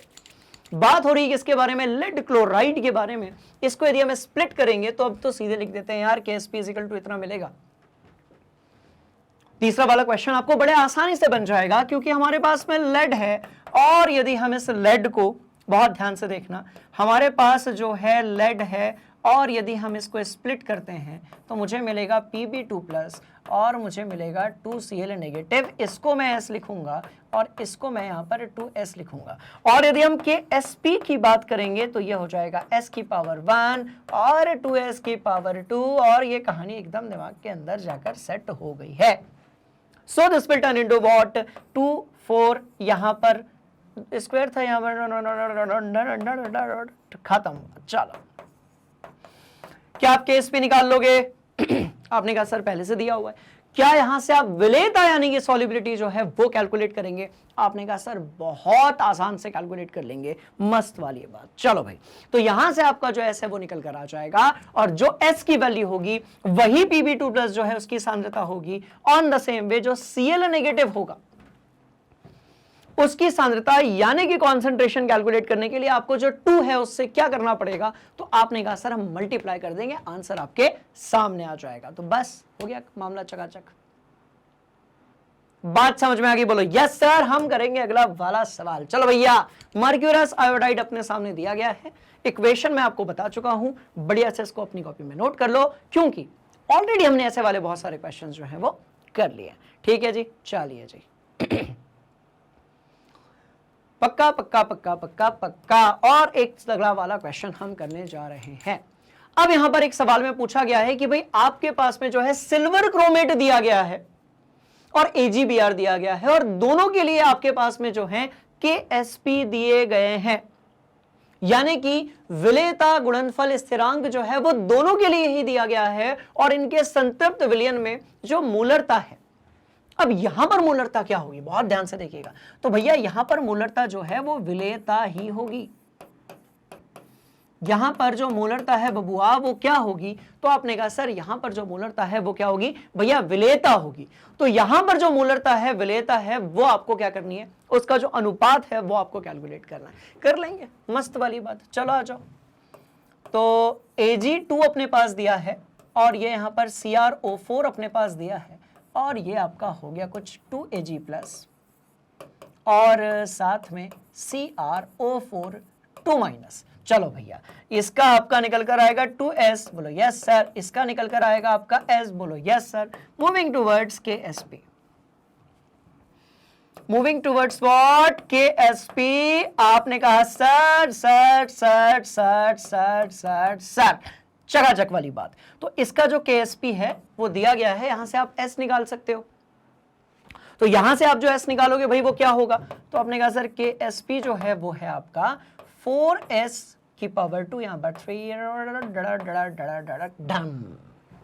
That's all. तो KSP इज इक्वल टू क्या दिया है, तो आपने कहा सर 4S की पावर 3।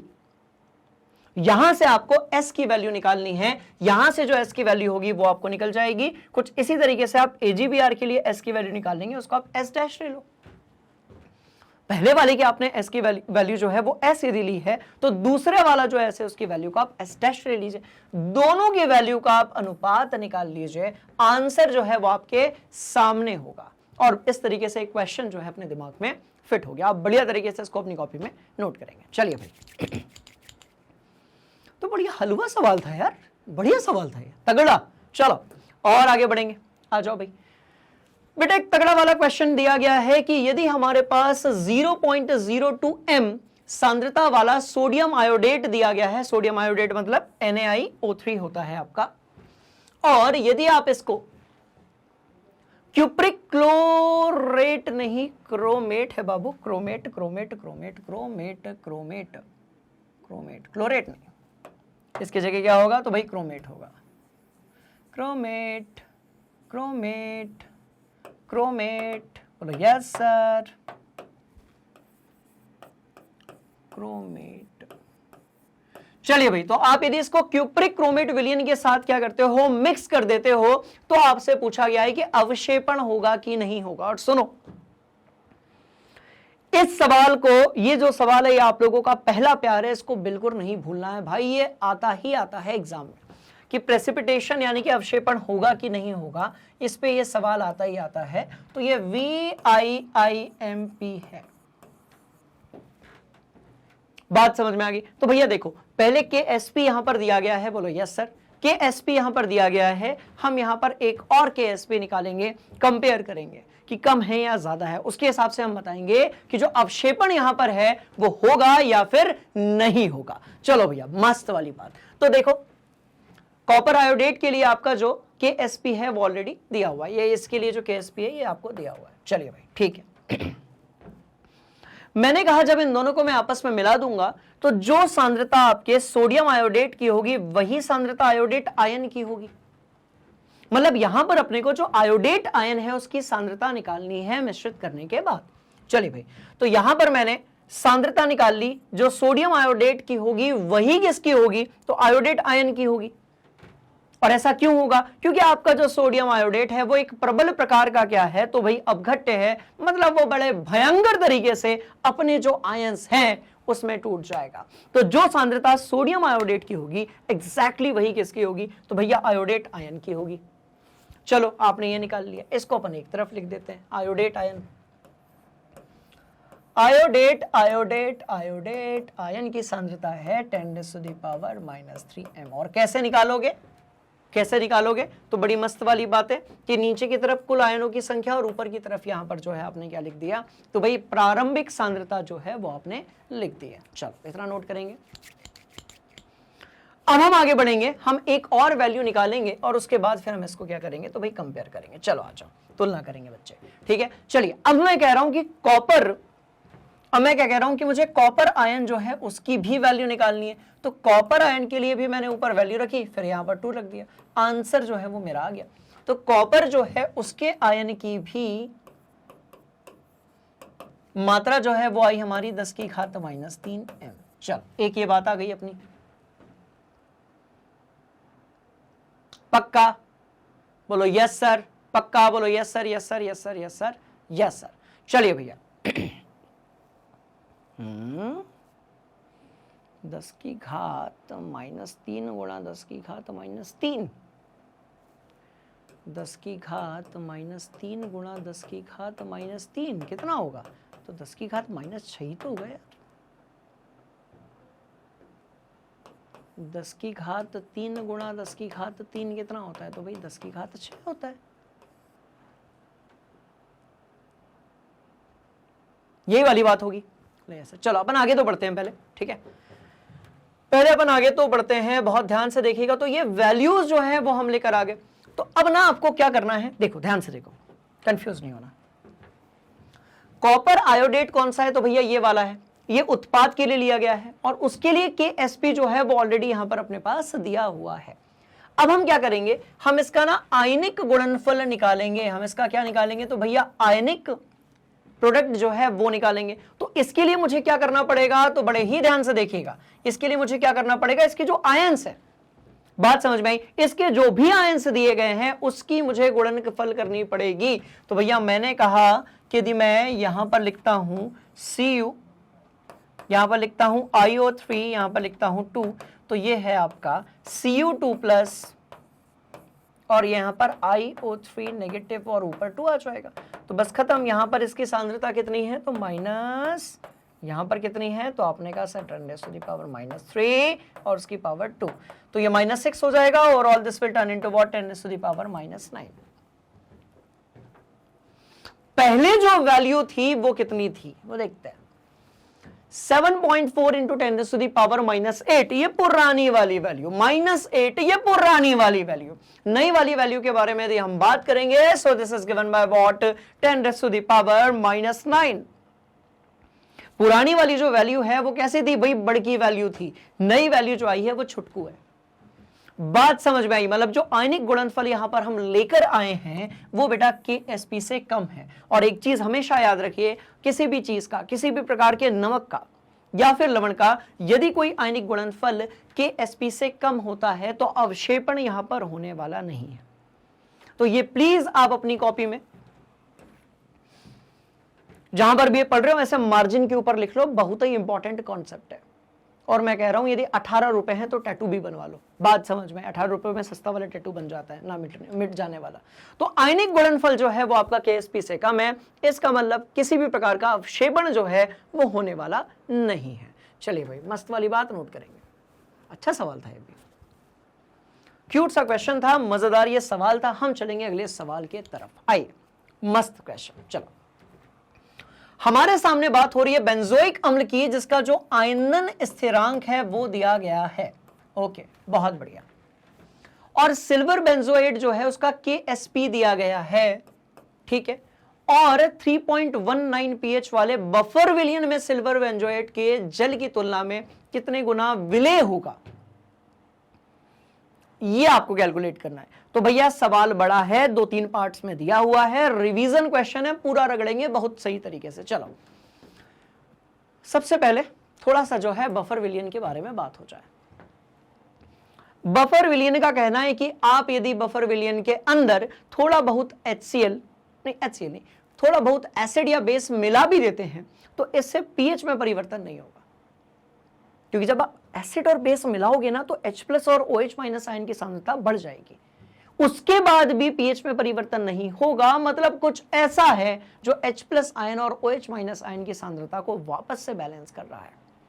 तो बफर विलयन अपने pH में किसी भी प्रकार का जो परिवर्तन होता है उसको क्या करता है, तो भैया अपोज करता है। बड़ी ही इंटरेस्टिंग कहानी है। चलिए भैया, तो हम एक काम करते हैं, 3-4 तरीके से इस क्वेश्चन को हम खेलेंगे। सबसे पहले हम बेंजोइक अम्ल की बात करेंगे बच्चे, इसके बाद जो है हम सिल्वर बेंजोएट की बात करेंगे, उसका Ksp दिया गया है, सॉल्युबिलिटी यहां से निकाल लेंगे, और pH दिया गया है तो यहां से जो है हम लोग H+ आयन जो है उसकी मात्रा निकाल सकते हैं। चलो भैया, तो हम एक काम करते हैं, सबसे पहले हम विलेयता निकालते हैं। बेटा कहां गया, चलो सबसे पहले हम क्या निकालेंगे, तो भाई विलेयता निकाल लेंगे, जिसको निकालना बड़ा ही आसान है। तो ऐसे क्वेश्चन में जो भी लवण आपके पास दिया गया है, जैसे कि बेंजोइक कहां गया, ये वाला सिल्वर बेंजोएट, तो आप इसकी विलेयता निकाल लीजिए, यानी कि सॉल्युबिलिटी निकाल लीजिए। आपने कहा सर निकाल लिया, और S बराबर हमारा ये आया। चलो भाई, तो S बराबर कितना आया, तो आपने कहा सर ये कितना आ गया, तो भैया 5 × 10⁻⁻17m, 5 × 10⁻⁻17m जो है ये आपकी आ गई सॉल्युबिलिटी। दूसरी बात ये, क्योंकि हमारे पास यहां पर pH दिया गया है तो यहां से हम H+ आयन निकालेंगे। अब pH से H+ आयन निकालने के लिए आपको पता है कि भाई pH बराबर होता है -log ऑफ यहां पर आपका H+ आयन की सांद्रता। मैंने कहा सर मस्त वाली बात, वो वैल्यू दी है, सॉरी ये वैल्यू दी है, वो वाली निकालनी है। क्या करोगे, एंटीलॉग एंटीलॉग एंटीलॉग एंटीलॉग आप खेलना शुरू करेंगे और ये बढ़िया तरीके से आ जाएगी। तो मैं सीधे वैल्यू यहां पर रख रहा हूं, H+ आयन की कहीं ना कहीं दी होगी। अभी तो नहीं कैलकुलेट किया है अंकल ने, अभी कैलकुलेट आगे करेंगे। चलो आ जाओ, हाँ ये वैल्यू जो है वो दे दी गई है यहाँ पर। चलो, तो हमने एंटीलॉग लेकर इसकी H+ आयन की जो सांद्रता है भैया वो निकाल ली, 6.45 गुणा 10 की घात कितना, तो आपने कहा सर -4 और m। चलो मोल पर लीटर आगे। यहां पर आपका ऑलमोस्ट आधा क्वेश्चन जो है वो खत्म हो गया, पर क्योंकि हमें यहां पर विलेयता 2 बार निकालनी है, एक बार तो इस बेचारे की जो सिल्वर बेंजोएट है जिसका Ksp दिया गया, एक बार तो इसकी विलेयता अपन ने निकाल ली, बोलो यस सर। दूसरी बार इसकी विलेयता हम तब निकालेंगे जब हम इसमें क्या मिलाएंगे, बेंजोइक अम्ल मिलाएंगे। बेंजोइक अम्ल के जब आप इसमें मिलाओगे तो भैया ये एक प्रकार का बफर विलयन जो है वो बनाएगा, और यहां पर इसकी जो विलेयता है वो थोड़ी सी कैसी हो जाएगी, तो आपने कहा सर इस टाइम इसकी जो विलेयता है वो थोड़ी सी डिफरेंट होगी। तो हम इसका जो सेकंड वाला पार्ट है वो भी देख लेते हैं। आ जाओ, मस्त वाली बात। चलो, तो बफर विलयन में सीधी सी बात यह कि आप अम्ल क्षार मिला दो, H+ OH- की मात्रा बढ़ भी जाए तो कुछ ऐसा होता है कि वापस से इसको क्या करता है भाई, कम कर देता है। यहां पर वो काम कौन कर रहा है, बहुत ध्यान से देखिएगा। यहां पर ये वाला आयन जो है ना, बात समझ में आई, वो ये वाला काम कर रहा है। चलो भाई, तो मैंने कहा कि हमारे पास जो बेंजोएट अम्ल है, बेंजोइक अम्ल है, जब उसको हमने तोड़ दिया तो हमें बेंजोएट अम्ल आयन और साथ में हाइड्रोजन आयन जो है वो मिल गया। आपने कहा सर मस्त वाली बात। दूसरी कहानी है कि मेरे पास यहां पर Ka जो है वो भी दिया था क्या? हाँ जी दिया था। चलो Ka कितना दिया था बाबू? आयनन स्थिरांक है ना, तो भाई ये दिया था 6.46 इंटू 10⁻⁻5। दोनों वैल्यूज देखो मिलती जुलती है, दोनों वैल्यूज भैया यहां पर मिलती जुलती है। इसका मतलब एक चीज तो क्लियर है कि कुछ कटपिट के आंसर आने वाला है, बहुत ध्यान से देखिएगा। ठीक है, चलो आगे बढ़ते हैं। अच्छा ठीक है जी, तो हमने क्या किया, हमने कहा देखो बेटा इसके लिए जब Ka की वैल्यू हम बनाएंगे तो इस तरीके से आपको मिल जाएगा। अब यहां पर आपके पास H+ आयन की सांद्रता दी है और Ka की वैल्यू जो है वो दी गई है। तो आपने कहा सर एक काम करते हैं, जो जो वैल्यूज दी हुई है, जो जो वैल्यूज हमारे पास में दी हुई है उसको हम एक जगह रखते हैं, जो नहीं दी गई है उसको हम एक तरफ रख लेते हैं। तो मैंने कहा भैया एक काम करते हैं, इस भाग को ऊपर भेजो, भेज दिया, इस वाले को उसके नीचे पट को पटक दिया और ये जो Ka है उसको नीचे पटक दिया। तो भाई हमें कौन सी चीज मिल रही है, बहुत ध्यान से देखिएगा, CH3COOH बराबर हमें मिल रहा है CH3COO नेगेटिव, और इसको 10 से गुणा आप कर दो। ये बड़ा इंपॉर्टेंट पार्ट है, इसको अपनी कॉपी में आप नोट करेंगे। यहां तक की कहानी आपके समझ में आ गई। अब आपने कहा सर जब बफर विलयन की हम बात करेंगे तो यहां पर जो विलेयता होगी हम उसको कितना ले लेंगे, तो भैया S' ले लेंगे। बफर विलयन में जो विलेयता होगी उसको कितना लेंगे, तो आपने कहा सर S' लेंगे। चलो इतना नोट कर लो भैया। अब ये S' यदि अपने को मिल जाए, क्योंकि अपने को निकालना क्या है, कितना गुना विलेय होगा। जब बोलता है कि कितने गुना विलेय होगा, मतलब दो प्रकार की विलेयता होगी और दोनों के बीच में हम क्या करेंगे, तो भाई अनुपात निकालेंगे। मतलब बेंजोइक अम्ल मिलाने के पहले विलेयता क्या थी, किसकी, सिल्वर बेंजोएट की, और बेंजोइक अम्ल मिलाने के बाद क्या विलेयता होगी, सिल्वर बेंजोएट की। ये अपने को कैलकुलेट करना है। चलो इतना तो नोट कर लिया आपने। इस कहानी को थोड़ा और आगे लेकर चलते हैं। तो अब मैं कह रहा हूं भैया कि यहां पर जो सिल्वर आयन की जो मात्रा होगी वही S' होगा आपका, और ये किसके बराबर होगा, तो बेंजोएट आयन और बेंजोइक अम्ल के बराबर होगा, दोनों की सांद्रता के बराबर होगा।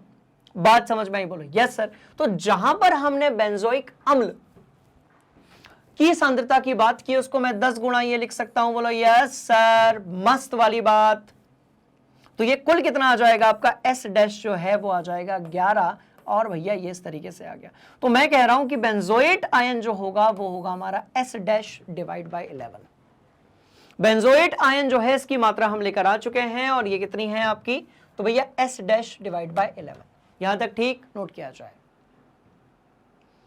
जल्दी से यहां तक आप नोट करने वाले हैं। और भैया देखो बेंजोएट आयन अपन लेकर आ गए CH3COO नेगेटिव, और ये आया कितना, तो आपने कहा सर S' डिवाइड बाय 11। बस खत्म होने वाला है क्वेश्चन, मस्त वाला। अब मैं कह रहा हूं कि भाई KSP के साथ खेल खेलना जो है वो हम शुरू करने वाले हैं। चलो आ जाओ, पोछा लगा देते हैं यहां पर, अब बड़ा वाला पोछा लगा। चलो अब मैं कह रहा हूं भाई KSP क्या होगा, सिल्वर बेंजोएट आपका जो है अगली बार अब जब टूटेगा अम्ल को मिलाने के बाद, तो भाई उसके लिए KSP क्या होगा, तो बड़ी सिंपल सी कहानी है, ये होगा। हमारे पास इस आयन की सांद्रता है, बोलो यस सर। हमारे पास Ag+ की भी सांद्रता है, बोलो यस सर। तो मैं लिख सकता हूं भैया इसको कितना, 2.5 into 10⁻⁻13 is equal to what, तो ये हो जाएगा आपका S'/11 इंटू यहां पर S'। So this will turn into what, 2.5 into 10⁻।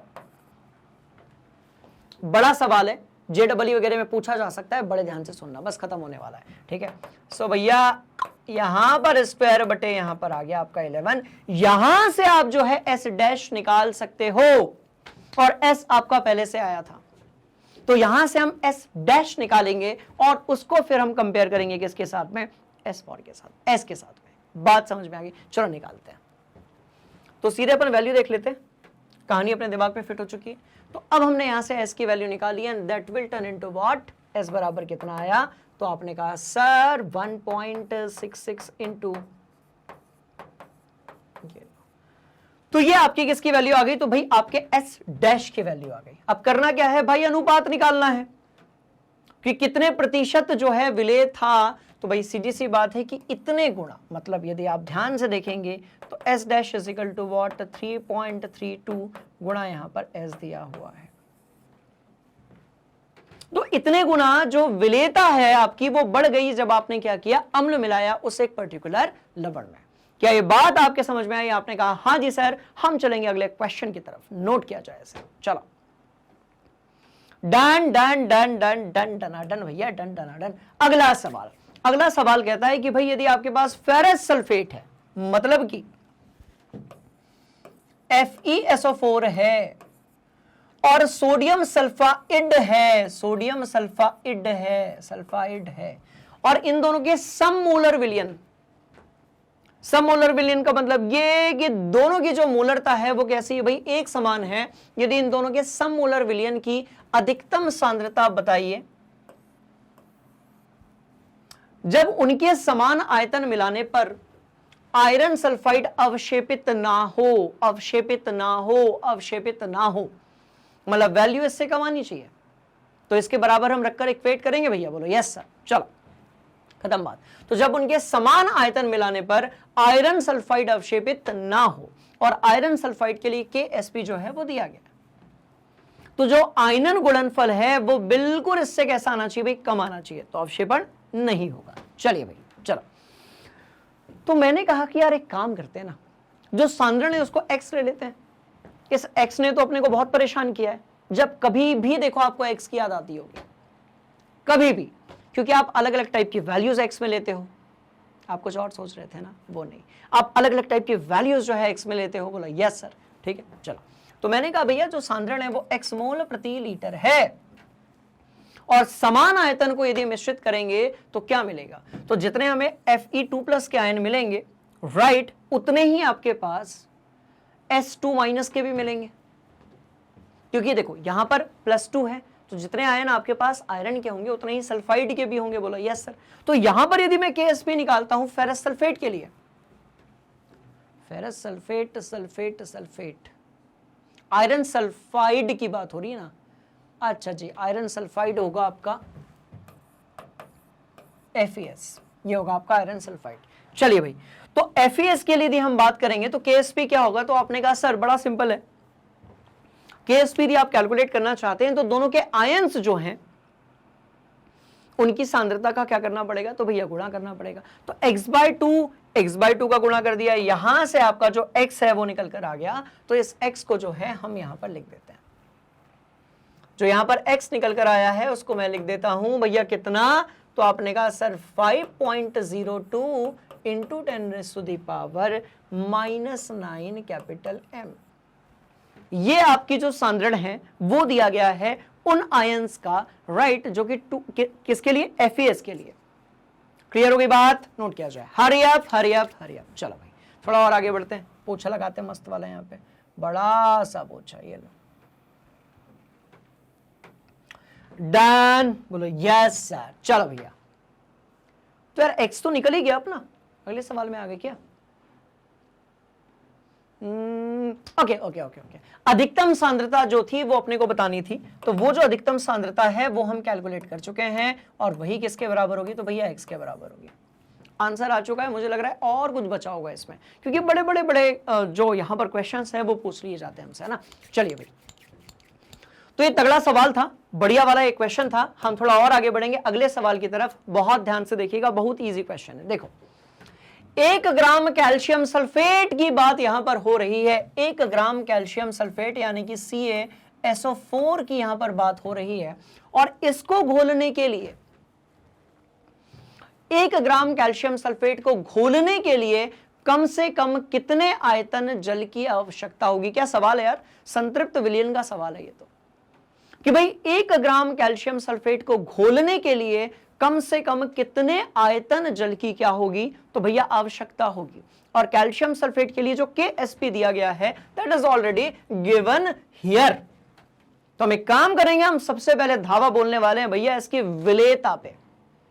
सबसे पहले हम बात करेंगे इसकी सॉल्युबिलिटी यानी कि विलेयता पे। सबसे पहले मेरे को आप KSP दिया गया है, विलेयता निकाल कर दिखाओ, फिर बढ़ते हैं आगे, मजा आएगा। चलो, तो आपने कहा सर मस्त वाली ये बात है, हमारी जो विलेयता यानी कि सॉल्युबिलिटी है वो निकल कर आ गई है, और कितनी आई है? तो आपने कहा सर विलेयता आ चुकी है 3.0 गुणा 10 की घात -3 मोल प्रति लीटर, या इसको अपन कैपिटल M जो है उससे भी रिप्रेजेंट कर सकते हैं। चलो भाई, तो वहां पर आप कैपिटल M जो है उससे भी क्या कर सकते हो? तो भैया रिप्रेजेंट कर सकते हो, कोई दुख दर्द वाली बात यहां पर नहीं है। अब मैं कह रहा हूं कि हमें जो है कैलकुलेट करना है क्या? हमें जो है द्रव्यमान कैलकुलेट करना है कि भाई कितना द्रव्यमान जो है वो अपने को लगेगा। हम यदि कुल द्रव्यमान कैलकुलेट कर सके, कुल मास यदि हम कैलकुलेट कर सके तो हमारा काम चल जाएगा। बोलो यस सर। तो मैं कह रहा हूं कि भाई मोलरता यहां पर दी गई है, मोलरता जो है वो क्या है? यहां पर दी गई है, ठीक है। हम एक काम करते हैं, घनत्व निकाल लेते हैं। हम एक काम करते हैं भाई, घनत्व जो है वो निकाल लेते हैं, और हम जानते हैं कि जो हमारी मोलरता है, या सुनो ना, विलेयता ही लेते हैं, इसको क्या फर्क पड़ता है? तो भाई जो विलेयता है गुणा, यदि मैं क्या कर देता हूं तो भाई मोलर द्रव्यमान कर देता हूं, तो मुझे कौन सी चीज मिल जाएगी? तो आपने कहा सर घनत्व मिल जाएगा। बहुत पुराना वाला कॉन्सेप्ट। भाई विलेयता को यदि मोलर द्रव्यमान से हम गुणा कर देंगे तो हमें क्या मिल जाएगा? तो आपने कहा सर घनत्व मिल जाएगा, डेंसिटी जो है वो अपने को मिल जाएगी, और यहां से अपन खेल खेल लेंगे। अब बात किसकी हो रही है भाई? कैल्शियम सल्फेट की हो रही है। तो कैल्शियम सल्फेट जो है इसका मोलर द्रव्यमान निकाल लेते हैं। तो आपने कहा सर कैल्शियम का तो ये 40 हो जाएगा, साथ में जो सल्फर है आपका 16 दूनी 32, ठीक है, हो गया खत्म खेल। तो 32 हो जाएगा, और साथ में यहां पर आपके पास 4 ऑक्सीजन है, 1 का 16 होता है, 4 का 64 होगा। सबको अपन जोड़ेंगे, कुछ आंसर आएगा अपना।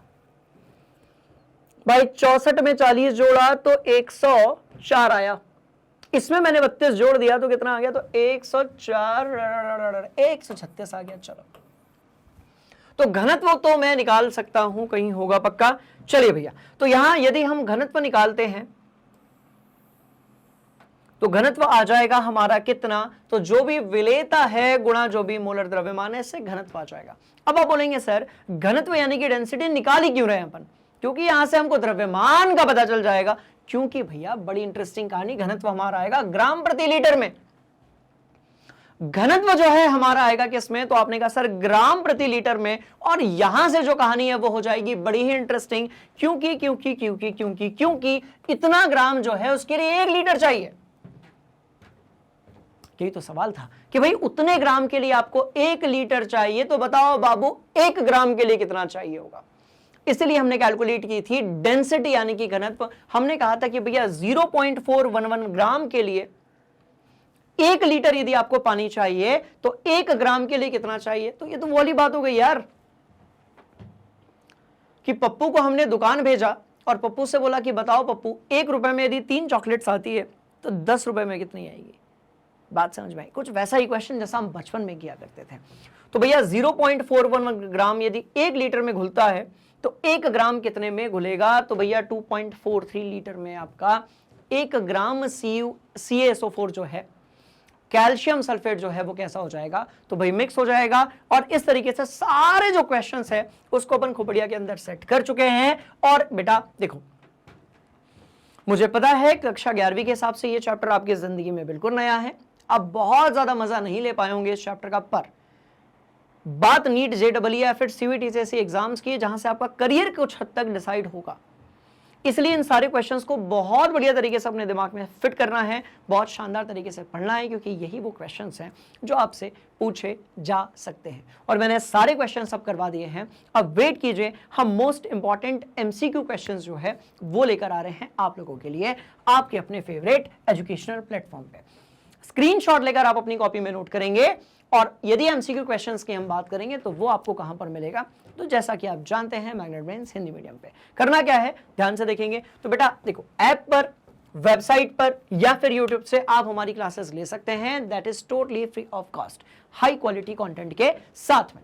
दूसरी बात यह कि ई बुक्स और बुक्स भी हमारी अवेलेबल है, जिसको नीचे डिस्क्रिप्शन में ऊपर नीचे कहीं पर भी कोई लिंक गिवन होगी, आप वहां से एक्सेस कर सकते हो। और आपके जो इंग्लिश मीडियम वाले फ्रेंड्स हैं आप उनको बता सकते हो कि देखो CBSE में नर्सरी से लेकर 12वीं तक और ये जितने भी कोर्सेस हैं ये सब कुछ अवेलेबल है। हिंदी मीडियम की यदि हम बात करें तो जितनी भी बोर्ड्स हिंदी मीडियम में है, कुछ यहाँ लिखी है कुछ नहीं लिखी है, उन सब में जो सिलेबस है, कोर्सेज हैं, वो अवेलेबल हैं फ्री ऑफ कॉस्ट। आज के वीडियो में यदि आपको कोई भी डाउट होगा प्लीज आप कमेंट बॉक्स में जाकर वहां पर हमसे पूछ सकते हैं, बिल्कुल परेशान होने की जरूरत नहीं है। हम मिल रहे हैं अगली क्लास में, बने रहिए मैग्नेट ब्रेन्स हिंदी मीडियम के साथ। थैंक यू सो मच, जय हिंद।